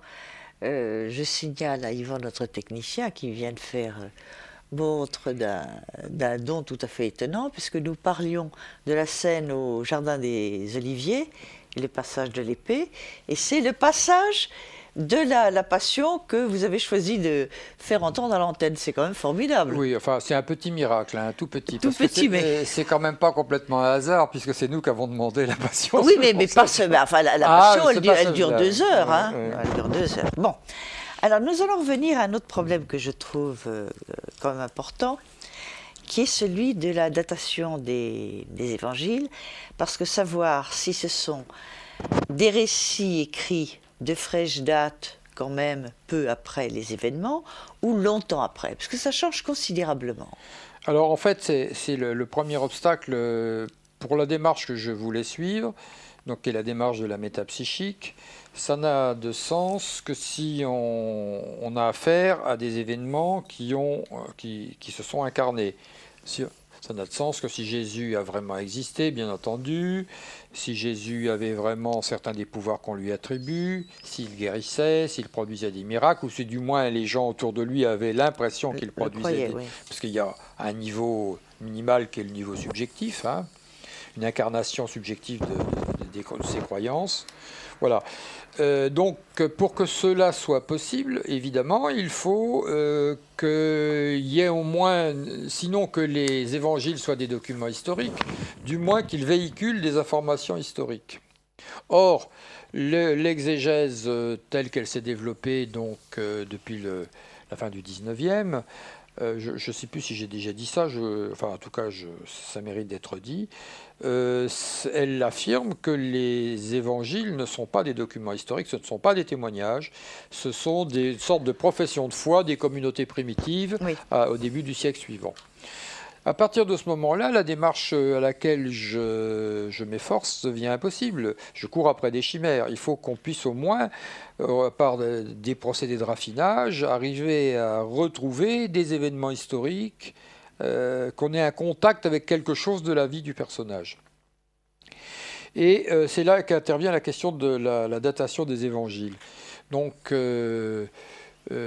selon les thèses qui sont annoncées, qui sont enseignées aujourd'hui comme pratiquement des acquis sur lesquels il n'y a plus à revenir, les évangiles ne sont pas donc des témoignages oculaires, ils ont été écrits après la destruction de Jérusalem par les Romains en 70. Entre 70, pour le premier qui serait celui de Marc, dans cette conception, et jusqu'au 4e évangile qui lui aurait été fixé au début du 2e siècle, et selon Renan l'a repoussé jusqu'en 170 après Jésus-Christ. Nous en avons parlé, oui.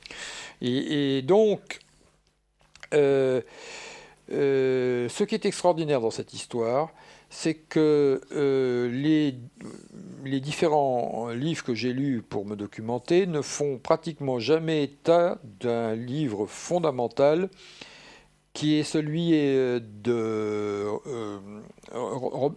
Robinson, un historien exégète britannique qui enseignait au Trinity College, une sommité de l'exégèse britannique, il faut préciser, qui à la fin de sa carrière a voulu faire le point. Donc en fait, Robinson avait enseigné les thèses que je viens de dénoncer. Et puis à la fin de sa carrière, il a été pris d'un doute et il s'est dit « je vais vérifier ce qu'il en est ».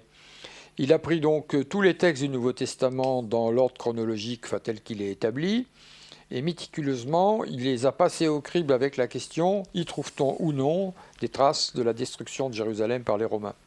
Et il est obligé, capital, évidemment. Il est arrivé à la conclusion stupéfiante qu'en fait, il n'y a aucun élément dans tout le Nouveau Testament qui permet d'une façon claire et sans hésitation de dire que la destruction de Jérusalem a eu lieu. Oui, mais attendez, c'est logique, puisque ces textes étaient censés se reporter à la vie d'un personnage qui remontait à un siècle auparavant. C'est logique. Oui, mais ça devrait porter la trace de l'événement, parce que les évangélistes sont animés par un désir constant, c'est de faire que la vie de Jésus corrobore les Écritures. Or, quand par exemple Jésus annonce la destruction de Jérusalem, si ça avait été écrit après la destruction de Jérusalem, bien évidemment, ils auraient dit alors c'était ainsi qu'il fut accompli la parole, etc. Et or, ça ne porte aucune trace de ces événements. Et donc, Robinson en a fait un argument majeur. Pour lui, il est tout à fait clair que tous ces textes ont été écrits avant la destruction de Jérusalem et qu'il s'agit en fait d'un égarement collectif. Alors c'est tout à fait stupéfiant. Alors, pourquoi cet égarement collectif? Pourquoi tient-on tant que ça à ce que les textes aient été écrits si tardivement? Alors, il y a diverses raisons qui peuvent être techniques. J'en ajoute une, moi. En tant qu'historien des sciences psychiques, je sais à quel point ces choses-là dérangent les historiens. Et il est clair qu'il faut absolument expurger la prophétie des évangiles. Ça ne c'est pas possible.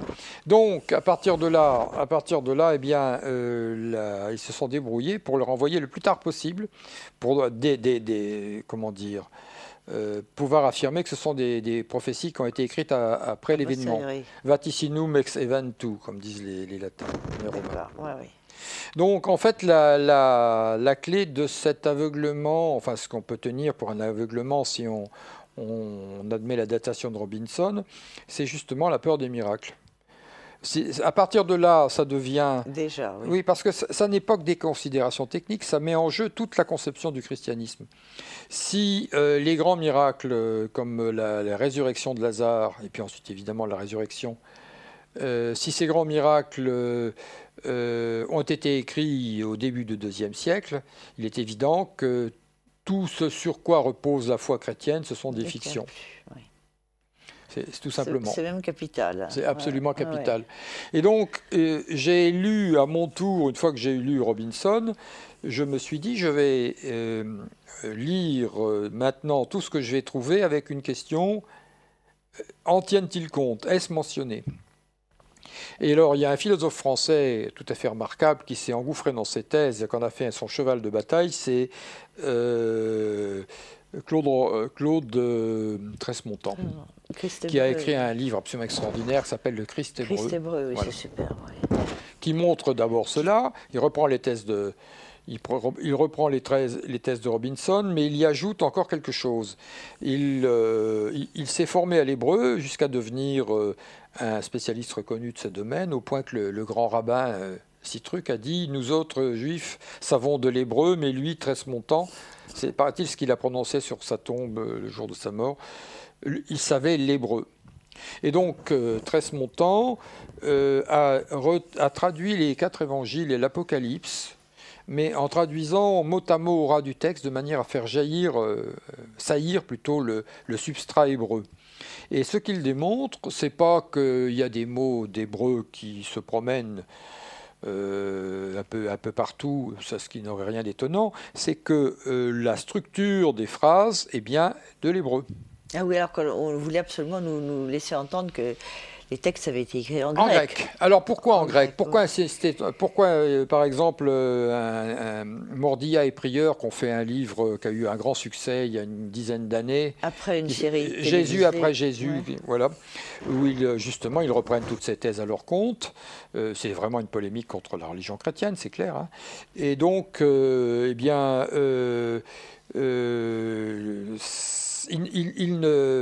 ils ne tiennent pas compte de tout ce qu'a écrit Tresmontant. Or, Tresmontant, il démontre... Alors, eux, ils tiennent justement que le grec, c'est non négociable. Hein. Les évangiles ont été écrits en grec. Le seul argument technique qu'on invoque, c'est que, effectivement, les textes les plus anciens connus sont en grec. Mais pourquoi diable les Hébreux pas les Juifs, se serait amusé à écrire en grec. C'est absolument aberrant. Oui. Bah, sauf si on admet qu'ils ont écrit en grec justement tardivement pour porter la parole aux païens. Mais si on admet par contre qu'ils ont voulu fixer sitôt après l'événement les paroles de cet homme extraordinaire qu'a été Jésus, il n'y avait absolument aucune raison, bien entendu, qu'ils le fixent en grec, qu'ils l'ont fixé en hébreu ou en araméen. Ah oui, d'accord. Donc c'est ce qu'a démontré Tresmontant, il prend les évangiles et il les traduit mot à mot et on voit la structure de la phrase hébraïque qui apparaît. Et donc pour lui, ça n'est pas une incompétence des traducteurs, c'est tout à fait délibérément que les textes ont été écrits de cette manière, de manière à pouvoir être portés aux Juifs de la diaspora, pour retrouver le contact avec la langue originelle. Absolument. Bon. Alors, ce point-là, on va peut-être arriver maintenant à ce qui est le gros problème de ton étude, c'est que si tu avais été rompu à toutes sortes de phénomènes psy dans ta carrière de métapsychiste, tu n'avais jamais vu de cas de résurrection. Alors, là, avec les évangiles, tu en as deux. En fait, pour quelqu'un pour un historien des phénomènes du mysticisme et de la métapsychique, une grande partie de ce que fait Jésus, c'est déjà connu. Enfin, oui. Ça pose pas de problème particulier. La lévitation, la marche sur les eaux, la prophétie, la voyance, la guérison à distance, tout ça, ça pose pas de problème. Si je puis m'exprimer en ces termes. Disons, c'est connu, c'est dans les archives, ça n'est pas nouveau. Alors après, on peut l'interpréter comme on veut. En tout cas, c'est connu. En revanche, il y a deux événements extraordinaires, évidemment, plus extraordinaires que les autres. C'est la guérison de Lazare, qui est ressuscité au bout de 4 jours. Oui, puisqu'il sentait mauvais. Il sentait déjà d'après le texte. Et évidemment, l'auto-résurrection, ou on appellera ça comme on voudra, de Jésus. Là, le fait que Jésus se soit relevé des morts. Alors ça, c'est...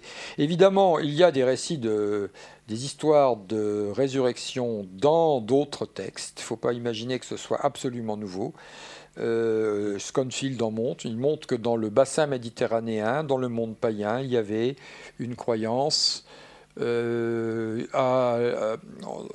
le fait que certains grands thaumaturges pouvaient ressusciter et apparaissaient après leur résurrection. Par exemple, Zalmoxis, Apollonios de Tyane, etc. Donc, la nouveauté avec Jésus, c'est qu'il y a une sorte de... Ce sont des attestations croisées qui prennent une allure historique et avec une sécheresse d'attestations. C'est quelque chose de particulier. Il y a un événement nouveau qui apparaît. Bon. Alors, que s'est-il passé pour le à mon avis, la plupart des historiens de la métapsychique seraient enclins à dire que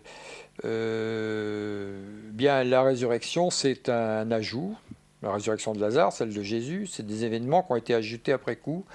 Pour magnifier le personnage. Pour magnifier le personnage, même si par ailleurs il a été un faiseur de miracles incontesté. Et incontestable. Ça, c'est une première version, que celle du bon sens. Je précise tout de suite qu'il est impossible de trancher. Hein. L'autre hypothèse, c'est que Jésus serait le plus grand thaumaturge dont l'histoire aurait gardé les traces, et qu'on assisterait à l'émergence de quelque chose de nouveau. Alors, il faut bien préciser une chose. Le miracle, à mon avis, le plus étonnant, si on admet les faits tels qu'ils sont décrits, bien entendu, c'est la résurrection de Lazare. Pour ce qui est de Jésus, puisque le corps sentait déjà au bout de... oui. Bon. Pour ce qui est de Jésus, en fait, quand on parle de résurrection, il faut bien préciser que c'est l'interprétation... Qu'est-ce que c'est que la résurrection? C'est l'interprétation théologique qu'on a donnée d'un certain nombre d'événements étranges qui se sont passés après la mort de Jésus, c'est-à-dire le fait qu'il soit apparu à un certain nombre de ses disciples, avec une apparence corporelle. Il était à la fois évanescent, capable de surgir dans une maison fermée, etc., et d'apparence corporelle, puisqu'on pouvait le toucher. Et en même temps, il était subi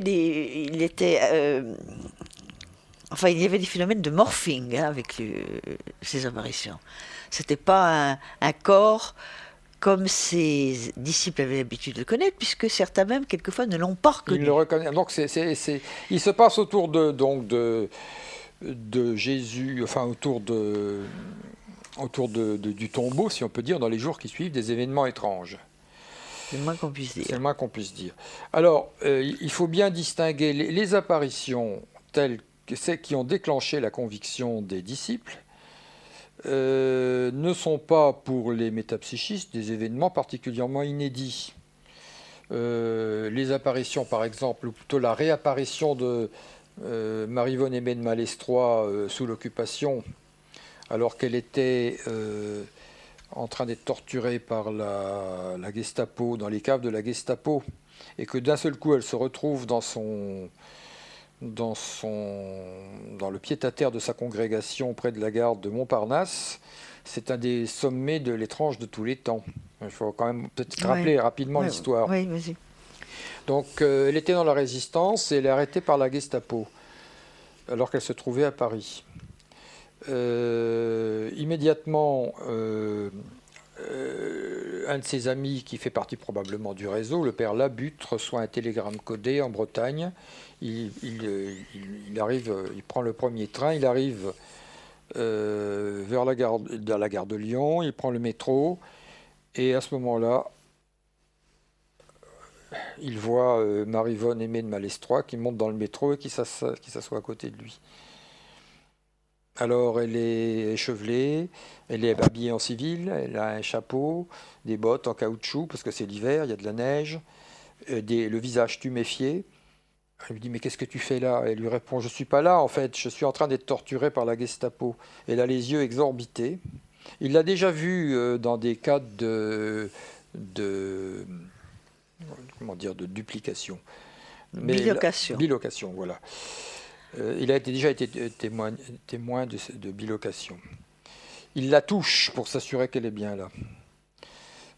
Quelques instants, il descend à la station, quelques stations plus loin. À ce moment-là, il voit le portillon s'ouvrir, il la voit apparaître à nouveau, toujours les yeux exorbités. Elle lui dit « Prie pour moi,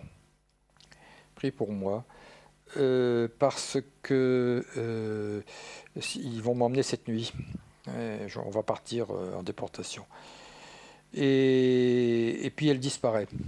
Il va au centre de la congrégation, il trouve les 4 sœurs qui résidaient en grand émoi. Elles étaient terrifiées parce qu'elles savaient que, comme la mère, elle avait peut-être parlé. Donc elles s'étaient barricadées, ils avaient fermé les volets de fer et elles s'étaient barricadées à l'intérieur de leur local. D'un seul coup, ils entendent un bruit à l'étage supérieur, ils montent voir, et qu'est-ce qu'ils voient? Marie-Yvonne Aimée de Malestroit est là. À garde, etc. La différence avec Jésus, c'est qu'elle ne redisparaît pas, c'est qu'elle reste. On n'a jamais compris comment elle s'était retrouvée là. Ça reste une énigme totale. Alors ça, on ne sait plus quoi penser devant des choses pareilles. Ce que je veux dire, c'est que ces événements ont été enquêtés autant qu'ils peuvent l'être. Oui. Ça, je vous dis, Laurentin a fait un énorme boulot. Voilà, par Laurentin, par d'autres, par aussi il a fait un livre avec un petit cadre breton, le docteur Mao. Oui, ils ont comparé, ils ont recensé toutes ces bilocations. Oui, avec une minutie vraiment discrète. Oui. Alors, évidemment, peut-être qu'il y a une faille quelque part, mais je veux dire, ça a été documenté autant que ça peut l'être. Or, c'est une parabole évangélique, cette histoire. Elle est persécutée par sa hiérarchie.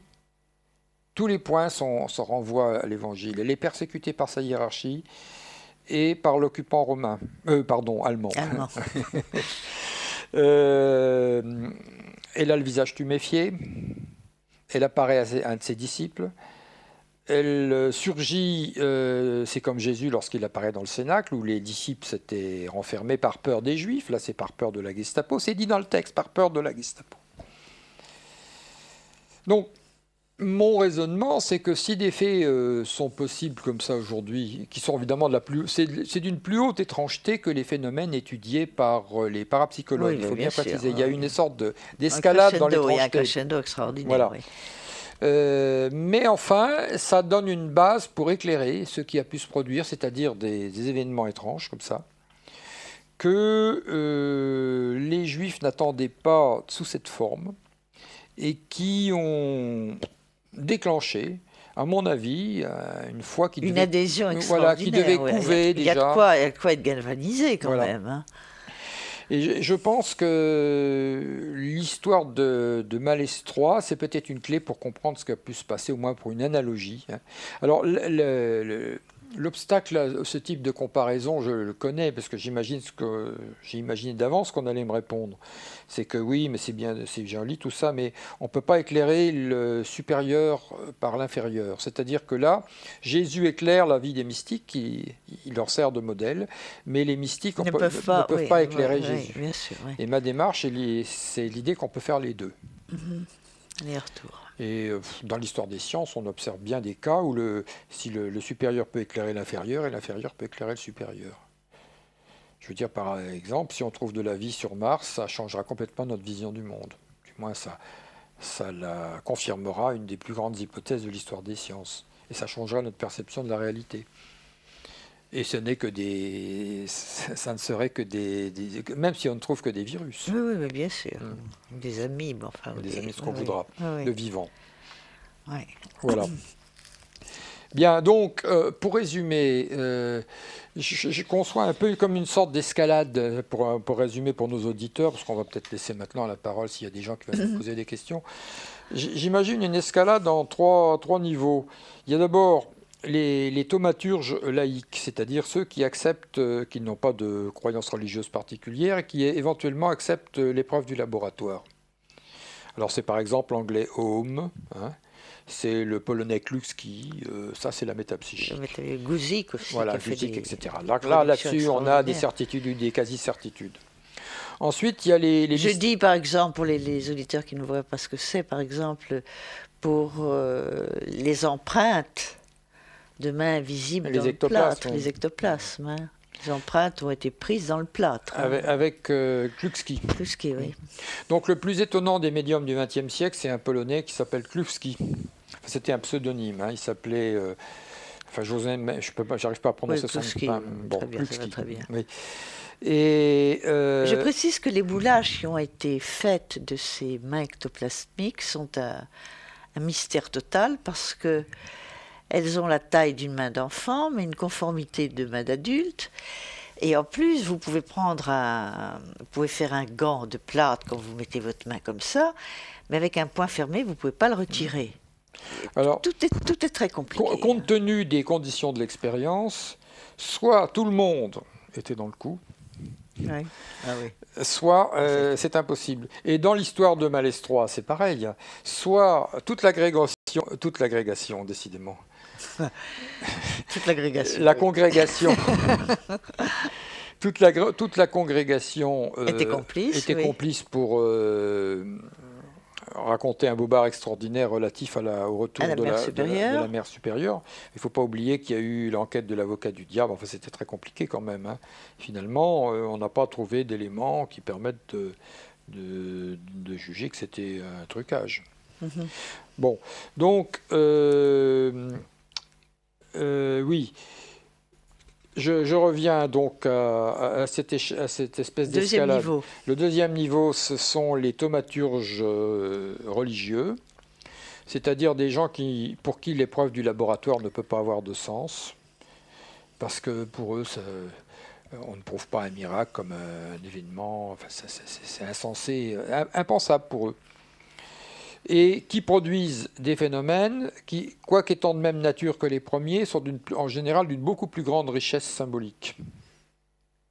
C'est ça aussi le point central. Je pourrais entrer dans le détail, mais ça nous amènerait trop loin. Mais ces phénomènes sont à la fois plus intenses et plus riches symboliquement, mais de même structure que les phénomènes étudiés autour des thaumaturges laïques. Et enfin, il y a Jésus lui-même, qui est en quelque sorte catégorie à lui tout seul. Le point de départ de toute cette phénoménologie très étrange. Par exemple, Jésus n'a pas de stigmates. Jésus a des blessures. Ah oui, des blessures propres et nettes. C'est des blessures, on l'a torturé. Il a été crucifié. Ce sont des blessures. Il n'y a pas de croûte, il n'y a pas de... Quand il réapparaît, oui. Voilà, quand il apparaît. Oui. Il a des blessures. Et les stigmates vont apparaître 12 siècles plus tard avec saint François d'Assise. 12 siècles de maturation. Et ainsi de suite. Tu veux dire, vont apparaître sur des mystiques. Voilà, c'est-à-dire que ça va avoir un côté exclusivement thématique, tandis que Jésus, au départ, il y a un homme crucifié. C'est ça, oui. Bon. Donc Jésus, c'est le modèle, en quelque sorte. D'ailleurs, j'ai été, moi, éduqué là-dedans, l'imitation du Christ, etc. Il y a des traités sur... bibliothèque entière sur ce thème, l'imitation de Jésus. Bien. Donc évidemment, pour les chrétiens traditionnels, l'idée qu'on pourrait éclairer Jésus par les mystiques est impossible. C'est Jésus qui éclaire les mystiques. Je te donne un exemple. J'ai chez moi l'excellent dictionnaire de la vie, des phénomènes de la vie mystique, publié par Balquiero. Et à un moment donné, j'ai eu une intuition, je suis allé voir s'il y avait une entrée Jésus. Le meilleur dictionnaire qu'on ait fait jusqu'à présent, il fait 800 pages. Eh bien, il n'y a pas d'entrée Jésus. Ah oui, on ne peut pas le mettre dans le même sac que les autres. Voilà, je pense qu'on pourrait... Peut-être le mot de la fin.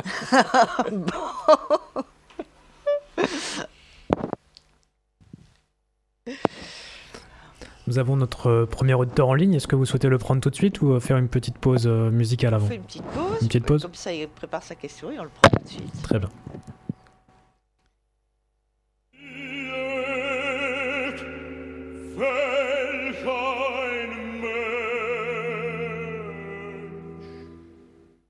Da ihn die Hohenpriester und die Diener sahen, schrien sie und sprachen: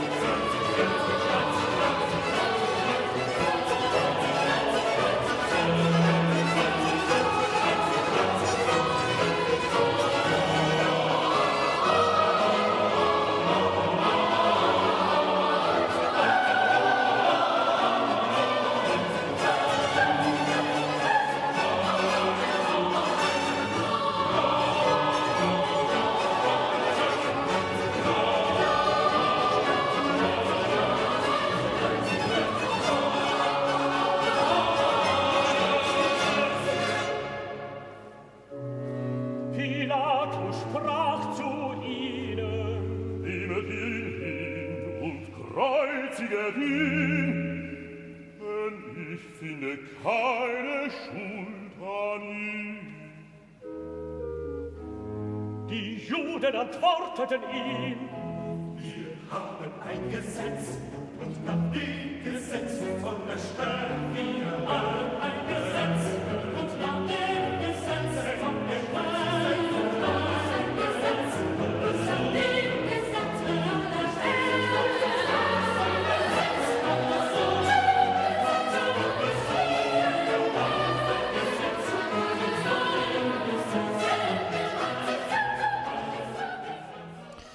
Et nous accueillons notre premier auditeur, Alain. Bonsoir Alain. Bonsoir, enfin plutôt bonjour, on est déjà jeudi.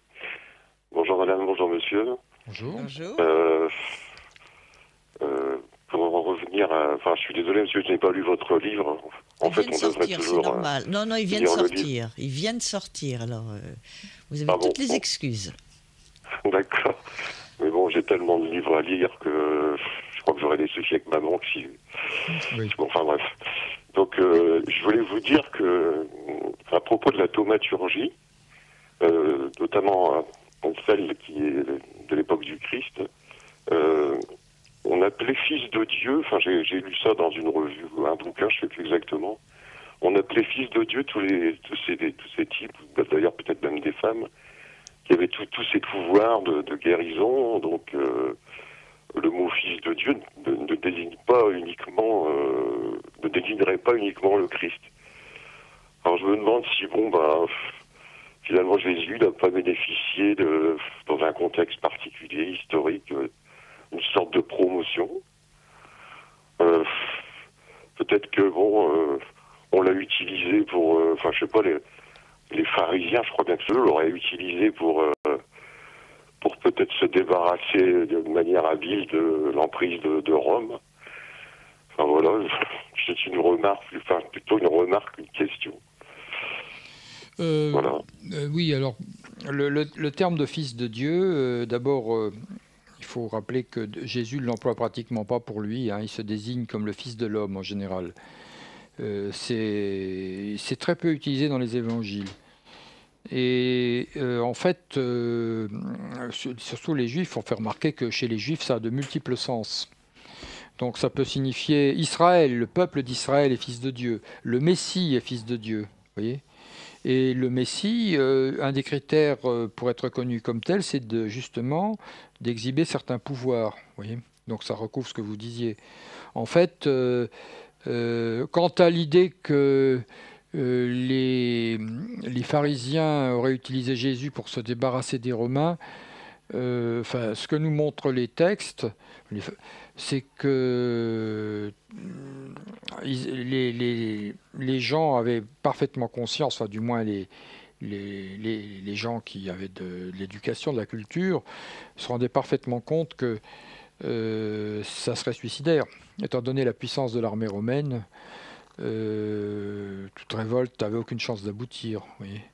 Et donc ça m'étonnerait beaucoup que... D'ailleurs, à un moment donné, le grand prêtre, qui n'était pas un pharisien, mais un sadducéen, c'est-à-dire l'autre, l'aristocratie héréditaire, hein, de Jérusalem, il dit... il fait un oracle et il dit quelque chose qui est d'ailleurs parfaitement logique, hein, faut pas... il dit il vaut mieux qu'un seul homme meure que tout le peuple. Effectivement, oui. Voilà. Comment peut-on aller contre ça? Et donc, il savait parfaitement ce qui risquait de se passer. D'ailleurs, c'est ce qui s'est passé 40 ans plus tard, quand la révolte juive a éclaté. Les Romains ont complètement détruit le monde juif et rasé Jérusalem. Donc, ça a fait 1 million de morts. Hein. Donc, je pense qu'ils étaient parfaitement conscients. Ça m'étonnerait beaucoup que quelqu'un ait essayé d'utiliser Jésus pour se débarrasser des Romains. D'ailleurs, ça... C'était le pot de fer contre le pot de... Ben oui, évidemment. Le pot de terre contre le pot de fer, quand même. Hein. Mais pour revenir à l'expression fils de Dieu, c'est peut-être pour ça que dans l'islam, on ne reconnaît pas Jésus comme tel, mais comme un prophète. Oui, c'est-à-dire que si vous voulez, de ce point de vue-là, On écarte un petit peu du sujet peut-être. Hein. Bah, les musulmans sont beaucoup plus proches des juifs sur ce plan. Hein. Ils ne peuvent pas concevoir qu'un homme soit Dieu. C'est ça le point de rupture. Les juifs, c'est pareil, si vous voulez. Qu'un homme soit Dieu, je te ferai remarquer que même pour les chrétiens, ça fait partie des mystères. Oui, hein.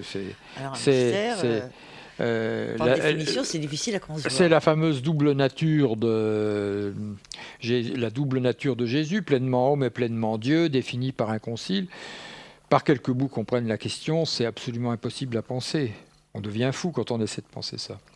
Vous imaginez par exemple Jésus, s'il possède la double nature, alors évidemment, il sait à l'avance tout ce qui va lui arriver et il l'ignore absolument. Ça perturbait beaucoup Saint Augustin. C'est terrible. C'est longuement dans ses confessions. Ouais. Alors bon, comme Jésus montre à un moment donné une défaillance, peu avant qu'on vienne l'arrêter, vous savez là, quand il a les larmes de sang, la sueur de sang qui apparaît sur son visage, etc. Moi j'étais habitué d'entendre quand j'étais chez les pères, oui mais voilà, ça montre bien ce côté humain, il a souffert comme tout homme, etc. Mais pourquoi est-ce qu'il faudrait que de temps en temps le côté humain apparaisse, puis de temps en temps le côté divin? Mais si c'est les deux en même temps, c'est pas possible. On peut pas penser ça, vous voyez, Donc les juifs d'un certain point de vue et les musulmans ont une position qui est plus facile à articuler, à structurer. Le Messie est un homme extraordinaire, exceptionnel, mais un homme. D'ailleurs... Pardon? Oui, j'avais lu aussi, enfin je pourrais plus encore citer mes sources parce que bon, parfois ma mémoire me fait défaut, que certains papes avaient déclaré heureusement que ce mythe solaire supplémentaire nous est venu en aide pour pouvoir asseoir notre pouvoir, donc parce qu'on sait très bien que on fait correspondre la naissance du Christ au solstice d'hiver, donc lorsque le soleil reprend ses droits, c'est-à-dire que lorsque les jours redeviennent plus longs que les nuits, enfin bref. Oui, mais alors ça, c'est... Pardon ? Le fait qu'on ait fait coïncider la naissance du Christ avec le solstice d'hiver, c'est bien ça. Ça, c'est bien après, vous voyez, c'est bien après. En fait, bon, il y a les discussions des historiens pour déterminer la naissance de Jésus, elles ne sont pas terminées, mais on a tendance à placer ça vers 4 ou 5 ans avant notre ère, vous voyez, quelque chose comme ça. Bon, donc il s'agit là, pour le coup, effectivement, d'une construction a posteriori, c'est-à-dire que tant qu'à caser la fête de Noël quelque part, autant la faire coïncider avec le renouveau de la vie, de la lumière, vous voyez. Oui, bien sûr, c'est ce que moi je pense aussi. Ouais. Mais je ne veux pas tout à fait faire un coq à l'âne parce que il y a un point qui est quand même important. Et ta position dans ton livre m'a étonnée. C'est l'histoire du suaire. Ah, le suaire. Je ne sais pas, monsieur, si ça vous intéresse qu'on débarque sur le suaire. De toute façon, je vais continuer à vous écouter, mais je ne veux pas... J'aurais eu encore peut-être une ou deux remarques, mais bon... Alors allez-y, nous parlerons du suaire après quand même. Non, mais je vais laisser la place à d'autres auditeurs. Hein. Bon, bah écoutez, en tout cas, on va, le suaire. Si vous voulez, moi je le tiens personnellement comme un des éléments les plus troublants de toute cette affaire. Parce que, bon, je ne sais pas si on nous a dit en 1988 que la datation 14 excluait que le suaire était fait. Et puis, était donc... que la datation de... Attends, on va être clair. Hein. Il y a eu une tentative de datation par le carbone 14 du suaire de Turin, dont les résultats ont été quand même très bizarres. Parce que on nous disait que le suaire était beaucoup plus récent, ou qu'au contraire, il était beaucoup trop vieux pour qu'il puisse passer le test de la datation par le carbone. Alors, qu'est-ce que ça veut dire, concrètement? Deuxièmement, il y a eu toute une polémique sur l'échantillon prélevé. Oui. Le Vatican a accepté fort généreusement et courageusement de confier un petit extrait du suaire. N'oublions pas qu'on avait déjà récolté sur ce suaire des pollens qui dataient du 1er siècle de l'ère chrétienne. Donc, comment est-ce qu'on peut ramener au XXe siècle des pollens du 1er siècle de l'ère chrétienne sur ce tissu? Mais il s'est avéré que l'échantillon qui a été fourni aux scientifiques pour expertise ne faisait pas partie exactement du suaire. Oui, c'est un raccord qui a été fait après l'incendie que le suaire a subi à Chambéry au XVIe siècle, je crois. Donc, alors, ce qui montre évidemment que là, les analyses ne veulent strictement rien dire. Mais alors bon, moi, ce qui paraît le plus convaincant, ce qui montre que cette datation est très suspecte ou très, très incertaine, c'est qu'en fait, les historiens, depuis, n'ont cessé de remonter dans le passé pour suivre la trace du suaire. Et on le voit apparaître, on le retrouve à Édesse en 566, je crois. C'est une ville c'est Urfa en Turquie aujourd'hui, où il avait été caché dans les murs des remparts, dans les remparts de la ville, une sorte de cache spéciale. Et donc, depuis cette date 566, on n'a jamais cessé de le suivre pratiquement. On sait qu'ensuite il a été ramené, il a été déposé en grande pompe à Constantinople, et puis à Byzance, que les croisés l'ont volé pendant le sac de la ville, par une croisade qui a mal tourné, que très probablement il a été convoyé et conservé pendant un certain temps par les Templiers, et qu'il y a tout un tas de thèses qui ont été faites sur ces sujets maintenant, et qu'il apparaît à un moment donné, quand la veuve de Geoffroy de Charny. Donc, décide de le montrer. Donc ça, c'était... à la fin de... Moi j'ai une très mauvaise mémoire des dates, c'était au milieu du 15... alors là je suis perdu, Ça fait rien. 1450 par Ouais. là je crois. Bon. Et donc il s'est passé presque 8 siècles où on le suit avant la datation. Donc c'est vraiment très étrange. Alors il y a aussi des points très importants, c'est qu'il y a des détails qui permettent de montrer que c'est bien le seul et même objet qu'on suit. Il y a un Anglais qui a montré aussi que l'image du Jésus tel qu'on le connaît, c'est-à-dire décharné sur sa croix, ensanglanté, etc., apparaît autour du mont Athos à l'époque où le suaire est retrouvé. Donc il est très probable que l'image du suaire qui est entrée dans comment dire, dans l'histoire, disons, oui, carrément. oui, dans l'art chrétien, Oui. vient du suaire.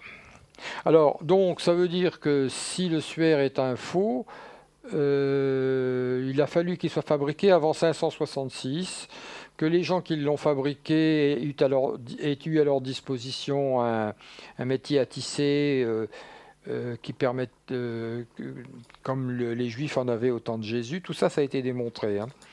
C'est extraordinairement difficile. Il a fallu aussi que ceux qui ont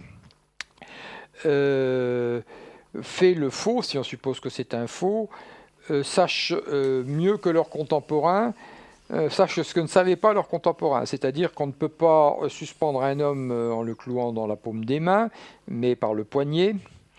Qu'il a été flagellé avec un fouet qui avait des billes de plomb au bout. Tout ça, c'est sur les marques. Mmh. Et donc, c'est assez stupéfiant. Bon, on ne peut pas encore exclure cette hypothèse, mais franchement, évidemment, en plus, on ignore absolument par quel procédé. Moi, ce qui m'a étonné, c'est que tu as l'air de penser que le suaire est authentique. Je résume un petit peu. Authentique, ça veut dire quoi? Je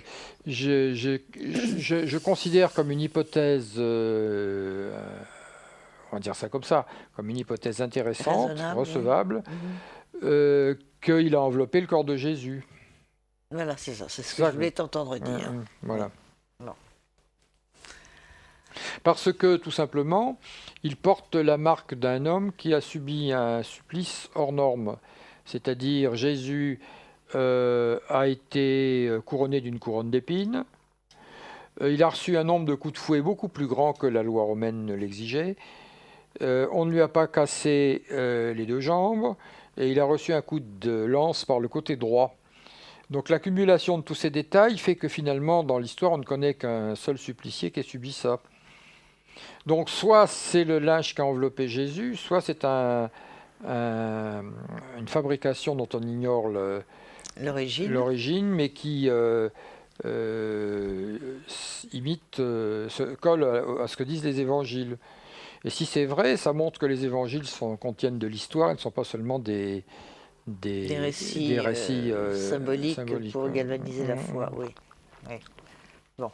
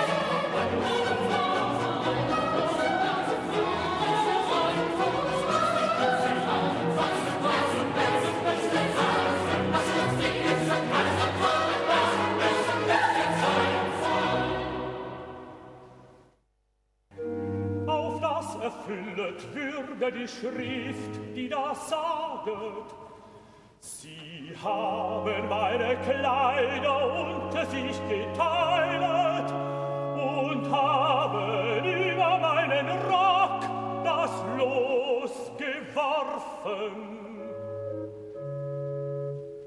Solches taten die Kriegsknechte. Alors qu'il y a quand même quelque chose que j'aimerais encore te demander, Bertrand. De la mesure où tu viens de passer X années à scruter le dossier de Jésus, le plus grand thaumaturge de tous les temps, dirons-nous, qu'est-ce que ça a changé de ta vie, de ta conception du Christ? Est-ce que ça t'a apporté quelque chose ou c'était juste une recherche? Difficile comme question, indiscret, mais j'y tiens. Bon, je pourrais déjà dire que ça m'a rapproché du christianisme, sans me donner la foi. Comme disait Brassens, la foi viendra d'elle-même ou elle ne viendra pas. Ça veut dire te rapprocher du christianisme. J'étais devenu une sorte de mécréant quand même. Je sais pas, je sais pas comment répondre à ta question. À quoi ça sert de faire tout ce qu'on fait? Des fois, on peut se poser la question.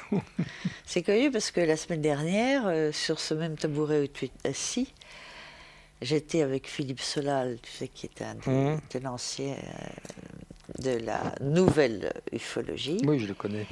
Et quand je lui ai demandé également ce que cette recherche, cette nouvelle vision du monde à laquelle il parvient, avait changé dans sa vie, ben finalement, il m'a répondu, c'est pas exactement ces termes, mais ça revient à ça, qui était en train de devenir bouddhiste. Ben moi, je suis en train peut-être de redevenir chrétien, on va dire ça comme ça, alors. Voilà, comme quoi les recherches. Méfiez-vous, les recherches dans lesquelles vous vous lancez, vous ne savez pas ce que ça pourra changer dans votre parcours de vie. Bon, Bertrand, je suis très heureuse de t'avoir reçu. Je répète le titre de ton ouvrage, et vraiment je le recommande. Hein. Jésus thaumaturge, ce qui est absolument extraordinaire. Bon, je sais que tu es très érudit, je sais que tu travailles beaucoup, mais c'est à te lire alors que tu discutes des différentes exégèses. On a l'impression que les arcanes de la vie en Palestine te sont totalement familières. Malheureusement, ça n'est pas le cas. C'est pas le cas, mais oui, c'est l'impression que tu donnes. Voilà. Alors, ton livre s'appelle Jésus thaumaturge, enquête sur l'homme et ses miracles. C'est paru chez Inter Éditions. Merci Bertrand d'être venu. Merci Marie-Thérèse de m'avoir donné l'occasion d'en parler. Et bonsoir tout le monde. C'était l'émission Allons plus loin, proposée et animée par Marie-Thérèse de Brosse, Yvan à la réalisation. Bonne soirée à tous. Sie füllten aber einen Schwamm mit Essig und legten ihn einen Esopen und hielten es ihm dar zum Munde. Da nun Jesus den Essig genommen hat,